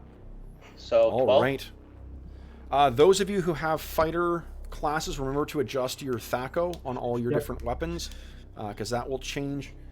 And I'm at 18 now. Brandon, give me 3 1d45s. 3 49. 1d45s. What the hell is Please. that? He's rolling for your spells. I know. I got so many We're weapons secretly out playing there. DCC. There Nice. you good. go. So your choices, here's the ones you can learn. Hold Portal, Mending, or Message. Hold Portal, Mending, or Message. I think message might be the most useful out of those. Okay. Hold portal. is So just give us, useless, what's but your intelligence or your chance of learning spell? It is. Where are you at? Oh, I get I'm just never at the top. reduction. It is 75%. So go ahead and give us a percentile roll. This is trying for Message. Fuck. Oh wow, I did not get it. Okay, so Mending or Hold Portal. Let's go with hold portal. Hold Portal, go ahead and roll. And you may... Nice, so you learn hold Portal. Now, again, this is maybe repeating what you know already, too. It just means whatever source you've been trying to learn this from, you can't learn it from them. You still could potentially learn Message from someone else. So that 1350 GP, guys, are we splitting that amongst the entire party, or are we splitting that? Yeah, I think the whole party. Yeah. So Yeah. Money gets 1350 strung amongst everyone. divided by how many of And I us? still get. How many of us are there? 1, I 2, think there's 3, seven? 4, 5, 6, Seven? 7, Or 8, eight, 9, let's see. 10. I got 11 on the count. Huh? Grim, Lex, Brune, Rannon. Erlich's counted in here. Erlich's got to be. I got to start a Valhalla tab. Yeah, So it's 10 of you in total. Okay, so 135 gold each. 135 gold each. Yeah. And we will put it in chat here. Okay, what was I doing? Oh yeah, proficiency slot. So at warrior level 3, I get a new weapon proficiency. Awesome. Okay, cool. So between today and tomorrow, I'll let you guys do that, and tomorrow And the we'll kick off non-weapon. with the. We'll let you guys decide how you want to distribute magic items as well too. I don't think. So the staff of striking incidentally can be used by priests or by mages. Okay. So I'll leave it to you guys to decide who's going to get that, and the plate armor likewise too. Any fighter, any ranger, any of you guys can make use of that. So, guys, Do you have that? Do you have that staff of striking digitally written up someplace? Because I'm always I'm always worried about how I wrote that up. which one? Sorry, The staff of striking. Do you have like the yeah, it's in the DMG. Okay, it is. Okay, I have the DMG. I'll just look. Okay, it up. yeah. So it's in the DMG. And the only thing we'll do is remember that you've got. Keep track on your character sheet that it's 20 charges. Yeah, I got that. For that. Okay, cool. All right. So then, guys, let's commence with the outro then. So for those listening at home, thank you so much for joining us for yet another episode, session 11. First, to be honest, I know you fought Slim as well too. But this is the first boss fight really we've had in here. And how are the cloakers, guys? That's so many crazy skills and Barbecued. That's what they are. yeah. So great. Oh my god, yeah, that's the first time I've ever made use of a cloaker. I've never used a cloaker in any game before. The fear, the swooping attacks, like Yeah. the character The taking running. damage if you hit it with a weapon, like it's insane. Yeah, that was a really fucking awesome monster. As for those listening at home, if you have any comments, questions, or concerns regarding the session or the game, please do not hesitate to leave a comment in the comment section of the video, and I will endeavor to reply in a timely fashion. I'm actually going to take part of my afternoon to get caught up in old comments, so if you did comment and I haven't responded yet, my apologies. I have had a hell week, but I'm looking forward to getting caught up in some chat today. In addition, if you want to reach me otherwise, you can find me on Twitter at Dungeon Musings. You can find me on or by email at dungeonmusings@gmail.com. And you can also find a link in the description of this video to the Dungeon Musings Discord server, where you can find channels dedicated to this campaign, every other campaign we run on the channel, as well as a bunch of other things like finding a game if you're looking for other people to play with.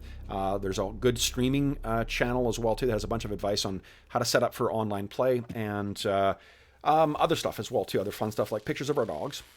So yeah, there's also, let's see here, a link in the description of the video to something called Heroes Save Villages. That is the charity fundraising campaign that we run on the channel, which benefits SOS Children's Villages International, a really amazing organization active in over 130 countries that benefits over 80,000 orphaned and abandoned children from around the world.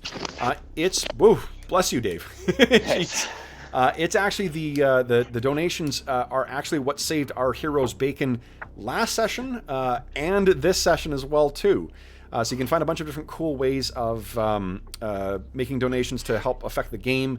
And the donations all go directly to SOS Children's Villages International. It doesn't go to the channel. It doesn't go to any other middleman. It all just goes to help them out. And to date, we've raised over $4,500 to help out SOS Children's Villages International. So it's really great organization, great way of supporting some kids who could really use a chance at a childhood. In addition, we've got, let's see here, links to our Patreon, and a very, very, very big thank you to all of our patrons, because right now, between that and the ad revenue we've been able to generate through monetizing the channel, we're currently in the hunt for players' handbooks, for copies of this for all of the players in our current campaign, in this one, and in our Night Below campaign. So thank you very, very much to our very generous patrons, and to those of you who are putting up with our ads on the on the channel now.